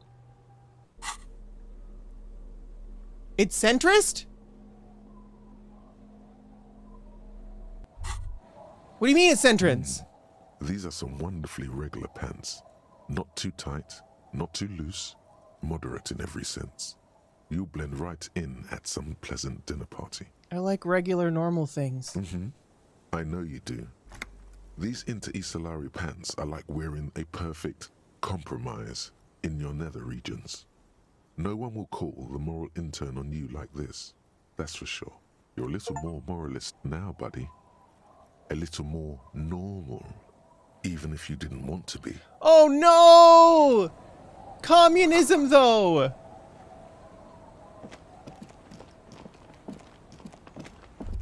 Am I gonna start both sides in the arguments? I don't want to both sides an argument.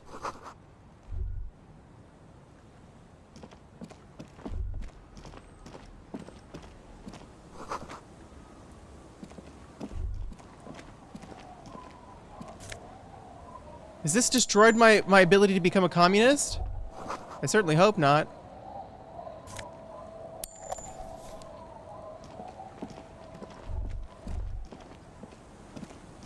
There's so many people here to talk to.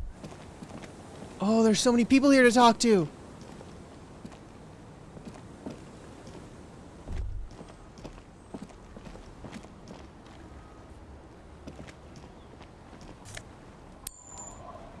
I just need like 30 cents. You can see into the house. Oh, there's so many people to talk to.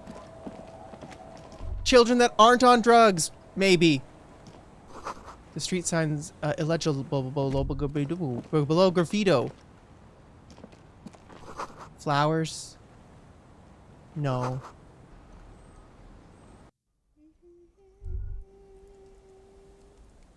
If this thought's kick the child. Bird! It feels safe and warm in here, not like outside. I can't steal their bird. I can't steal your bird, little child. Oh. We have so much to do next time. Oh my gosh.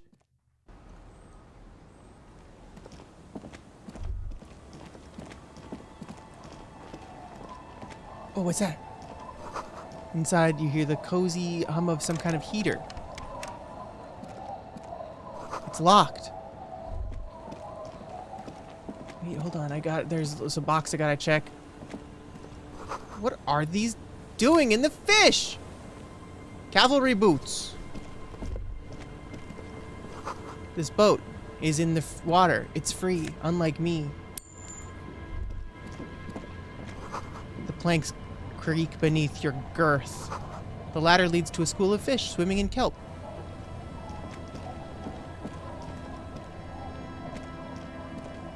This place is so much nicer feeling than the other place. Oh, wowzers.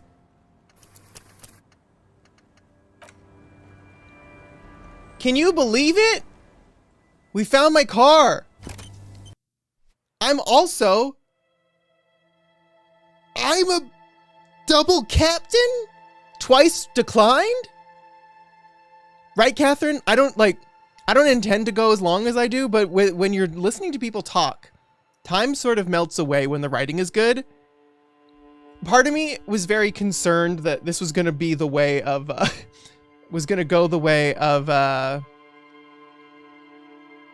supports from Three Houses. I was like, uh-oh.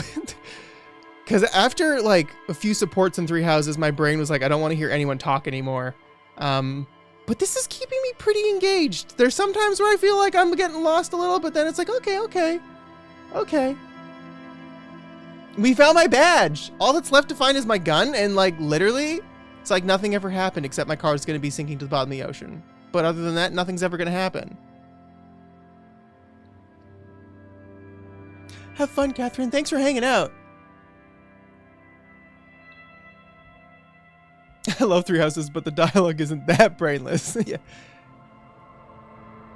And it's a small scale story. Yeah, everything, well, there's talking about like other things outside, Like, this world out here that is on the menu looks pretty cool. You lost your gun? I didn't lose it, I just misplaced it temporarily. Yeah, it's interesting. There's questions and answers and things like that. It's nice. The music is great.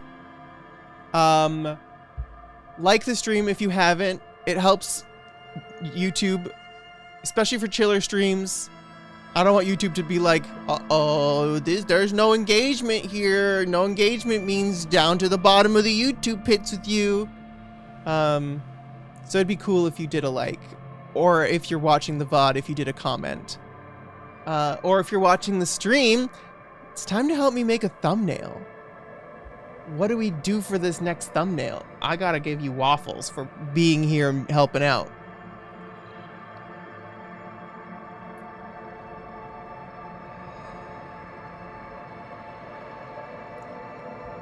Pose. What pose are we doing? Let's fluff our hair. Slowpoke. You made it. Show him the badge pose.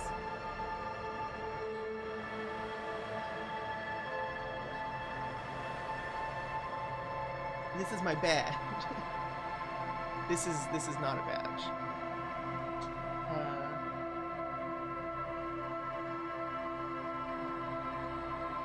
I can Photoshop a badge in here.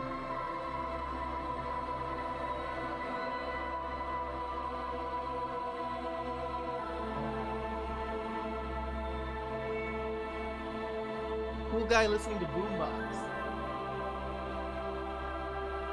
I don't have. Oh, that's sort of a boombox.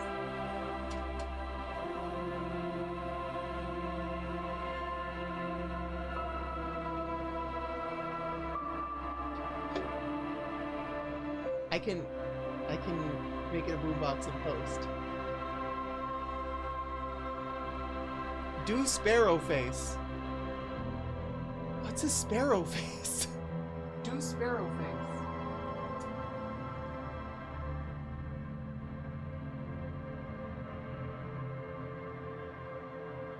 Sparrow face.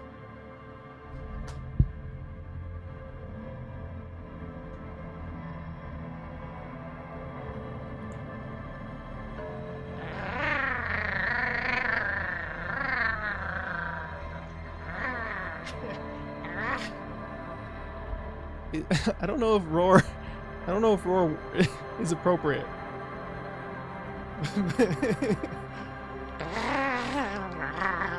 What kind of sparrows do you have in Canada? I've never looked at a sparrow's face. Oh, I think I've summoned Dante. I think he heard Smokey's buddy.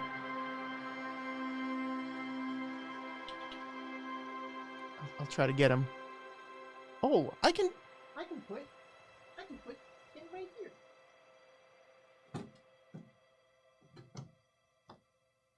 Perfect.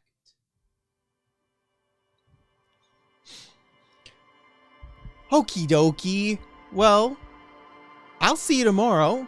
We're gonna be exploring this new area, and gonna find out, using our brain, where the bullet came from.